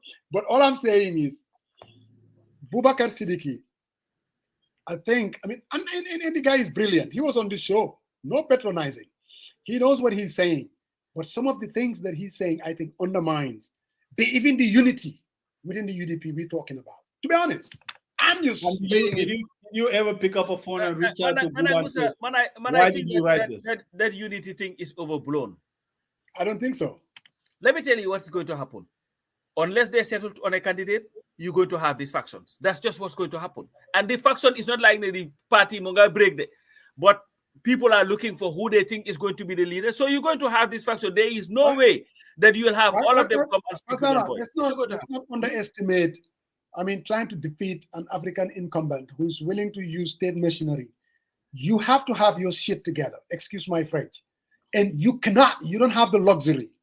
So you're saying that you cannot be engaged in Wendy's commercial without the meat. Where is the meat? All I'm saying is you have to have a unified, united Democratic Party. You keep talking about Kumbaya, Damatai Didega unified, united. You got to create that excitement. You have to have that broad appeal. You have to have someone who can bring crossover appeal voters. Man, Musa, I love all these targets that you throw out there, man. He's a good kid, and I agree with on the analysis about the postings on the young man. UDP will win their base 100%. They need the people in the center. That's what. Or even Sekou Kamara. Did you read his piece? I read. I will not quarrel with him. Sekou is my body. No, Sekou is the one, whenever we are on and there is a heated and you see that Sharian just mute and go, Sekou is giving him added pointers. I'm gonna read his piece. But I started reading it. I didn't have a chance to read it all. I think it's a very sober analysis of the Musa lolu nak wax bobu nonu. I don't know whether you know it. Rohi in fact tells you here. I don't know where you catch that catchphrase. When the swing cousin see, I'm on the whole lot. So cherry pick. Ngane kimo reasonable. Kimo I'm hell. Hold on a second. I'm got dimbalante. Man, I always have to dimbalante my boss. And sometimes I have to do this saving grace. What I'm trying to say, you can talk and the piece is good. It's really good, well written. But when you go out there, that's for sober. We got a lot of sober minds in UDP. Yeah, we do. When you guys talk, you worry about, man, I'm just speaking as a fair-minded, objective analyst. No, there's a fair-minded. I'm not reading anything into it. Sekou, I'm just seeing the piece for what it is. Honest to God, irrespective of where it's coming from. I don't even know what Sekou's politics is within the UDP. I have no idea. All I know is he's UDP through and through. But based on the piece, my friend, if UDP listens to that piece, everything that he said. Musa, Sekou is embodying and Sekou is part of UDP, and we need to have these conversations. When he's Karl Rove from Centuries, then you think that I'm just a Karl Rove student. Mbaru Boubacar is saying that he used brace knuckle politics. Yes, Karl Rove. He said at the right time I will move to the middle, but Yes, right now I for need to use now. brace knuckle politics. That's what he's saying. Yeah. You know? But Musa, you know, it was a good one. It was And a yes, good one. last session I was laughing, and I go back and watch this when I'm bored, and I laugh. You know, so Saturday that's what I was doing because I was really bored. But it's a good one, man. It's a good one, and Yeah. at the right time, Musa, at the right time, this whole excitement will come to fruition. But And the energy. people need to speak, and people need to speak their mind without, you know, creating divisions. I think that is And very you important. saw my response to whatever you wrote. I'm like, okay, when you were quoting Colin Powell, I'm like, can you come down to our level so that I No, understand? you said that, but that was not my code. It was written in plain English. I don't know what you're doing, implying. That's why I ignore you. And the and the little kid, what is it called? The kid that comes here all the time. What's his name? Too Cham. Cham also like to agitate, but that is something, Musa. Even in a corporate America, people do it. I mean, as a leader, you have to talk tough, and sometimes you gotta call the organization to work. Okay. And then, you know, I'm a jahase. Sometimes you jahase too much, so that's why Almost sometimes 5 o'clock. It means we've been here 4 hours, and this was supposed to be. All right, sounds good, my man. Thank you All very right, much. man. All right, guys. Thanks. And thank you for Lord Mail for calling in.